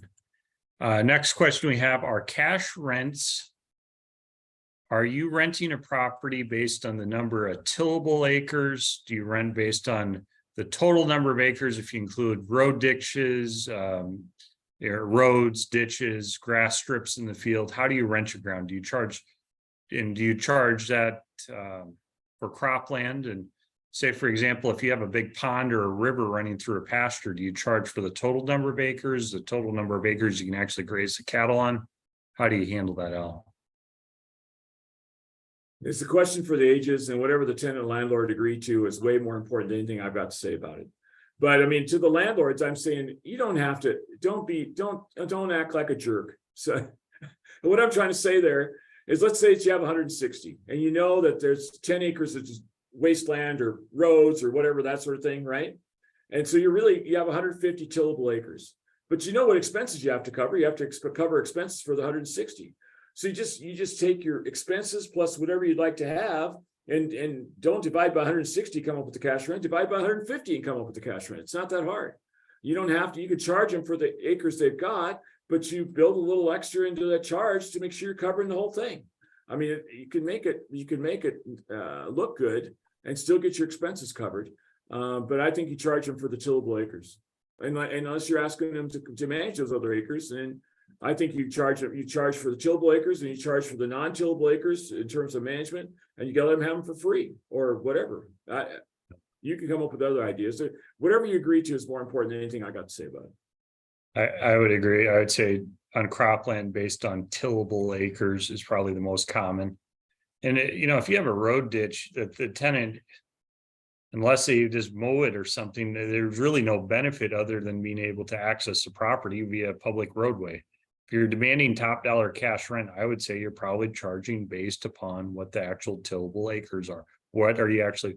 Now, yes, the tenant might run that cattle out on that corn stalks or crop residue and maybe graze the grass water strips. But, at that point, that's just really kind of cleaning the property up in the fall. Now, if there's a big grass water strip that you can go out there and bale some hay off of, maybe you charge something for that, but you don't demand the top dollar irrigated cash rent. Maybe you charge, something to a lesser extent because hay may not be worth quite as much as an acre of irrigated corn is. So, okay, and I think we had one thing in the chat here. We'll just take care of this quick and then we'll go ahead and get started. We're doing fine for time. For corn stalks on a farm with a 50-50 lease, how would you suggest grazing the lease? I think we already addressed this question. If you're doing crop share, just address it before you start the crop share. And I guess we addressed this for flexible leases. It's very well. The flexible lease, I'd probably address it more like a crop share than the cash lease. Yeah, you would probably split the rent based upon the proportion of the lease, unless something has been determined elsewise. Right. Okay. All right. With that, I'm going to go ahead and share my screen. There was some other stuff here. Did you want to do something quick, Al? Well, I thought there was other questions here under the Q&A.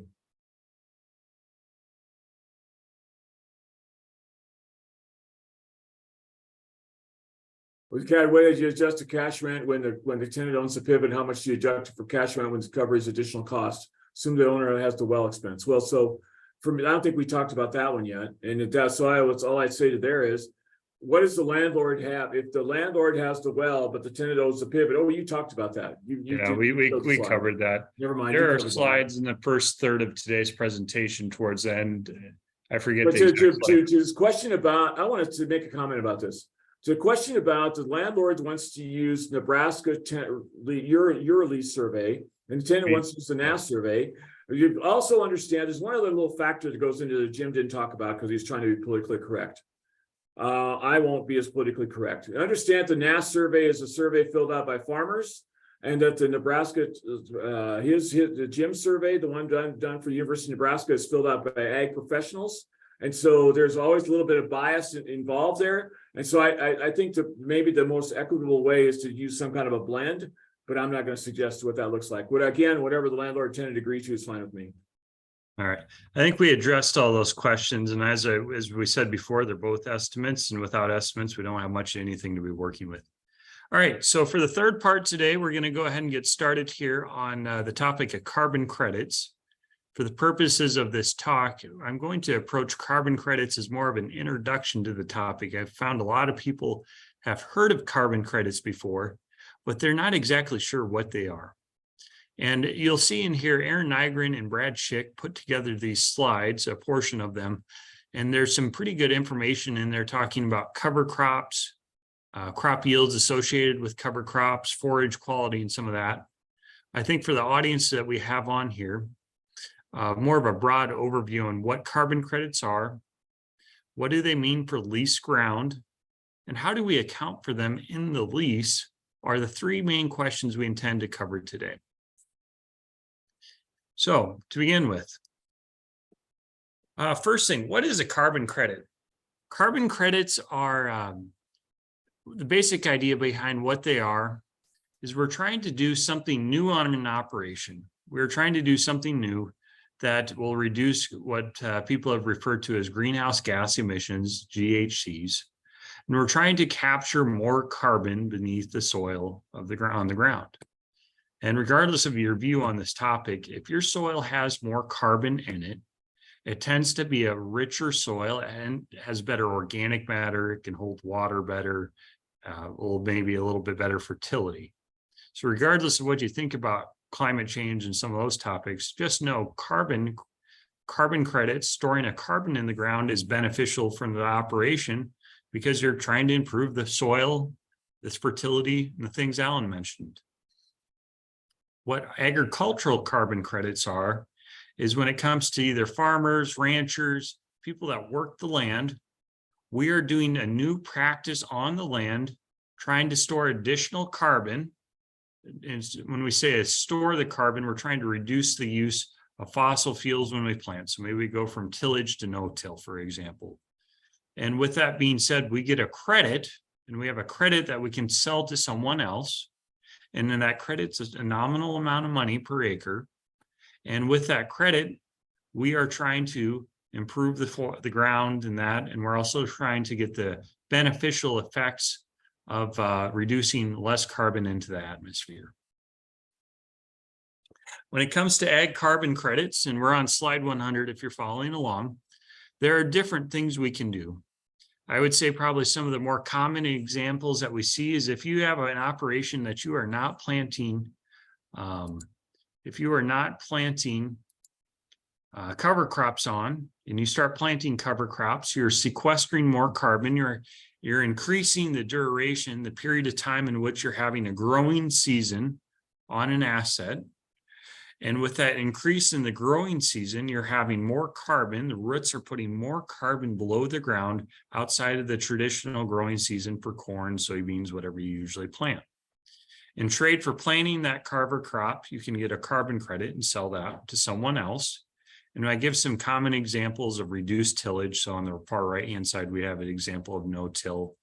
When it comes to livestock, we're trying to capture methane, which is another form of something that some people have said that can contribute to differences in climate change and things of that nature. And I would say the biggest thing we're seeing right now is maybe more so on the crop side than the livestock side. When it comes to carbon credits, I know it's a little bit of a sensitive issue whenever you introduce some of these new topics and people think we have to do this and all these things. Well, just know there are two types of carbon credit markets. We can have what is called voluntary, and we can have compliance markets. Everything in the United States right now, except for what's happening in the state of California, and I think there might be part of the northeastern New England area of the United States, everything is voluntary. In California, parts of the European Union, other places in the world, those are, you have to comply, they're compliancy, they're mandatory types of markets. But with the voluntary markets, no one is telling anyone they have to do this. No one is requiring it on anyone's land. It's a voluntary activity. The compliance markets are maybe a little bit more controversial when you have to do it. The idea behind a compliance market is, for example, let's say you're a company that's creating carbon. The most common way that you create carbon as a business is if you use energy. So maybe you burn diesel, if you're a construction company, or if you're an a technology company such as Google or Amazon, you have data warehouses. Inside of those data warehouses, you're using energy.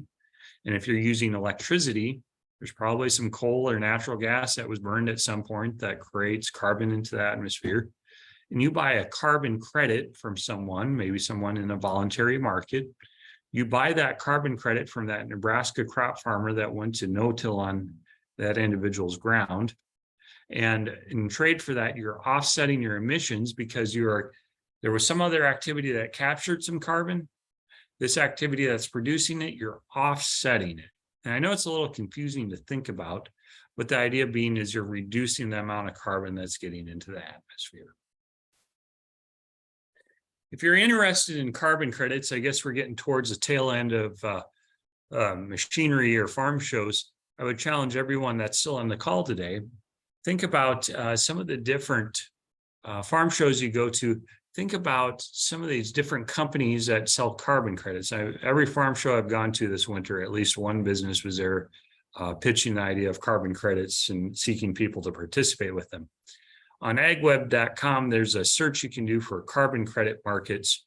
And you'll notice some of the companies that are on this website tend to be some of those. So we got Bayer, that'd be Monsanto, Corteva, that might include brands such as Pioneer, Hogemeyer, some of those companies. Farmers Business Network is a farm input company. Nutrient Ag Solutions, that's a fertilizer company. Companies that allow individuals that are operators on ground to participate or landowners to participate in carbon credits are typically ones that have firsthand knowledge on the property. And when they have firsthand knowledge on the property, they might be things like, what are your cropping practices? What are you planting? What is your fertilizer, planting, harvesting methods? People that have knowledge on this, and they using the information they have on the property, that would be the way they would be allowed to estimate how much carbon are we actually sequestering. So the big question, I know there are several questions that were brought up on maybe non-traditional uses of land, things like grazing of corn stalks, for example. How much is this worth? Well, on a per acre basis, the amount of money is fairly nominal. maybe $10 to $15. And 1 metric ton is worth about $5 per metric ton. And with that being said, what are some examples on what this stuff is worth? Well, when we say what are some examples, some of those different companies I had on the slide or two ago, we have Bayer, Indigo Ag. Some of these companies, depending on the contracts, and the contracts tend to be for a longer period of time. Carbon credits are usually just not for 1 year. Usually it's maybe 5, 10, 15, maybe all the way out to 20 years.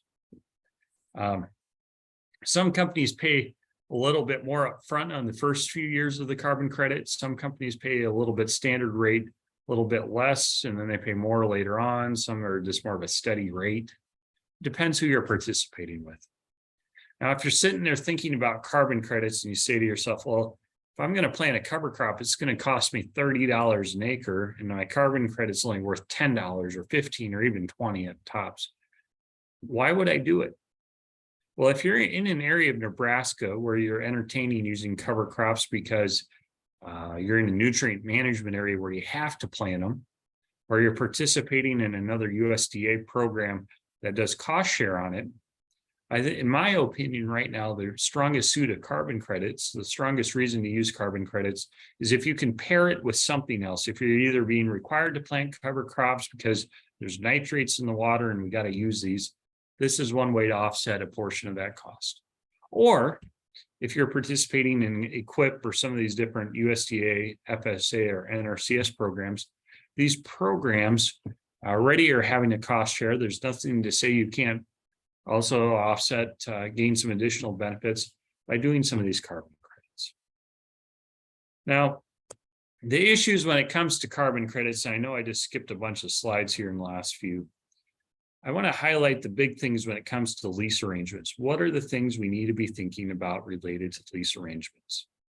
Well, the first thing is typically ag land leases are usually 1, maybe 2, 3 years at tops. I found a few people had 5-year leases, but I think everyone would probably say one-year leases might be the most common.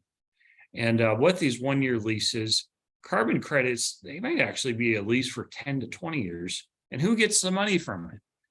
Well, in my opinion, and I think Allan would agree, and he can make his comments here, in our opinion, on the topic of carbon credits, it would probably be the individual that's doing the activity.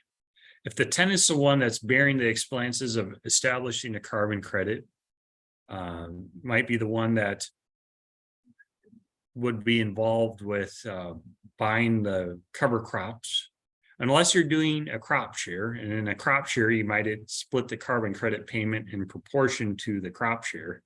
If you're doing a straight cash lease, I would probably estimate that these payments would go to the landlord, recognizing that the landlord is going to get additional benefits to the property. If you're planting cover crops, doing reduced tillage, whatever, after the tenant's gone, long-term improvements to the ground, working on soil fertility, nutrient management, whatever, that's something that as long as you take care of it, it's going to stay with that asset.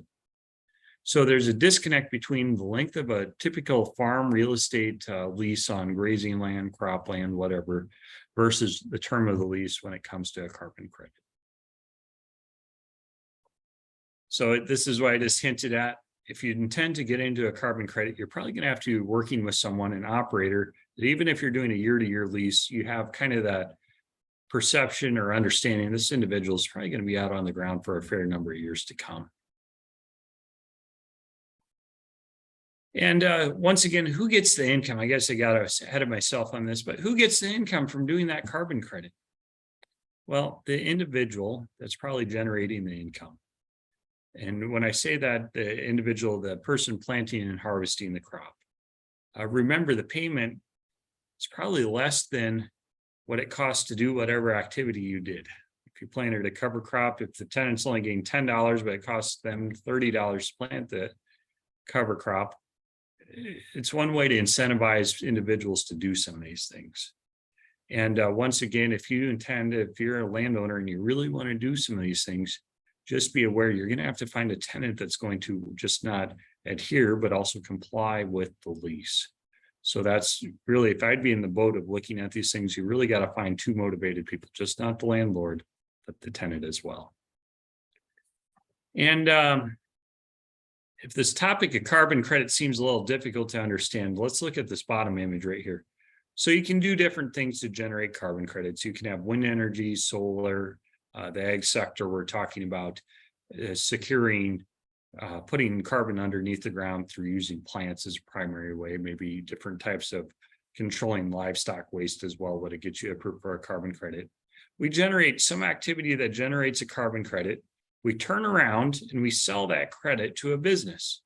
And when we sell that business, that carbon credit, a business that's probably using energy or power indirectly, you're probably using coal or natural gas to generate at least a portion of that electricity. With that being said, we're trying to kind of create a loop where, yes, we have to burn fossil fuels for whatever reason, but we can turn around and offset some of that by using a carbon credit. Carbon credits, if this seems a little confusing, Dave Aiken in one of his articles that you've seen along the bottom of here, it's still somewhat the wild, wild west when it comes to carbon credits.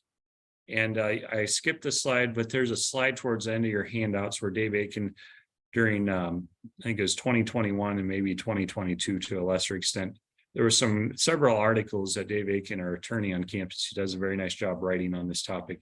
He wrote on some of these different things and related to these different things. Dave Aiken had some very nice articles that today's presentation was kind of a subset of that particular topic. Wrapping it up a little bit, and then we'll open it up for Q&A. Allan and I can stick on until 2:30. Once again, we want to thank ZAG Land out of Humphrey, ZAG Land out of Humphrey. Sam is the owner of that business, and we appreciate his sponsorship and helping cover some of the costs in our land management outreach series for 2022 into 2023. And if you got more of the questions on some of the slides I didn't touch on for the carbon credits, contact Aaron or Brad Schick. Aaron is an agronomist. Brad Schick is our beef educator out of Fullerton and Albion. So with that, I see we have one question here. Okay. We had a question come in, and I don't know if the entire group can see this. And Al, if you want to join us again too, we can go back to any of your slides. So anyone that's on the call right now, if you have questions, please type them into the chat or the Q&A. Will producers be able to sell carbon contracts on the CBOT, the Chicago Board of Trade, just like we can with corn, soybeans? And the answer to that question is, my understanding is there's no common trade for these. These are private businesses that sell these, so it's a little bit kind of proprietary information. So it's very important if you select someone to do a carbon credit contract with, there is no futures market on it. You really have to sit down and visit with different company representatives to understand what are you getting into. And then the second part of the question is, does the producer fill out a form stating that they no-tilled, cover crop, did something different with fertilizer, or how does that work exactly? Well, as I mentioned, a lot of the companies that do carbon credits are traditionally those input companies and some of the companies along those lines that would have the knowledge. They may require things like soil tests. Maybe you'd have to return in a receipt stating that you planted rye, for example. Maybe they'll come out and the property might be able to be inspected via aerial imagery, or maybe it's inspected. Somebody does a quick drive by a company representative when they're in the area with this company you're working with. There's different ways to verify it. Maybe you're required to turn in some other type of documentation. Who knows? Al, do you have any other comments to add to this? Well, Would you you go like back to the very beginning, the very first question and answer? If you have a dryland, I don't think we covered this. If you have a dryland field that's irrigated by neighboring fields, how does that change the price for cash rent? Yeah, I covered that towards the end of mine. I answered all those on my end. Okay, are you sure? Okay, very good. And well, we got time. We can re-highlight it again. The question is, okay, let's say I have a property. I'm a landowner. Something happened to the old pivot. Let's say it got wore out or got tipped over in a storm. It's got destroyed. With that being said, how do you adjust the cash rent to reflect the fact that the tenant just brought out a pivot? I own everything else below the ground. The tenant brought over an old pivot. I've noticed several pivots going up in my area where I live this past late winter. Well, you would discount the cash rent to reflect the fact that the landlord still owns the water and everything that's coming out of the ground associated with the property in addition to the property. But you could use a discount rate that we highlighted towards the end of the first series of slides here, talking about the discount rate. And I would say a lot of numbers around $35 an acre seems to be a fairly common number, where you take $35 an acre off the cash rent to account for the fact that the tenant's the one responsible to maintain the pivot. They own the pivot, they're responsible or at least have the ability to pay the premium on the insurance on that asset if they want. Things of that nature. Al, why don't you give us your 2 cents on that topic?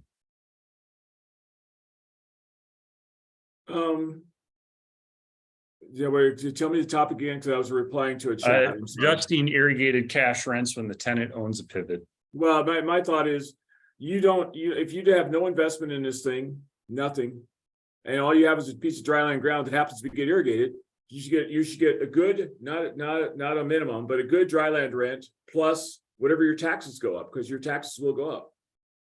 No, that's pretty simple.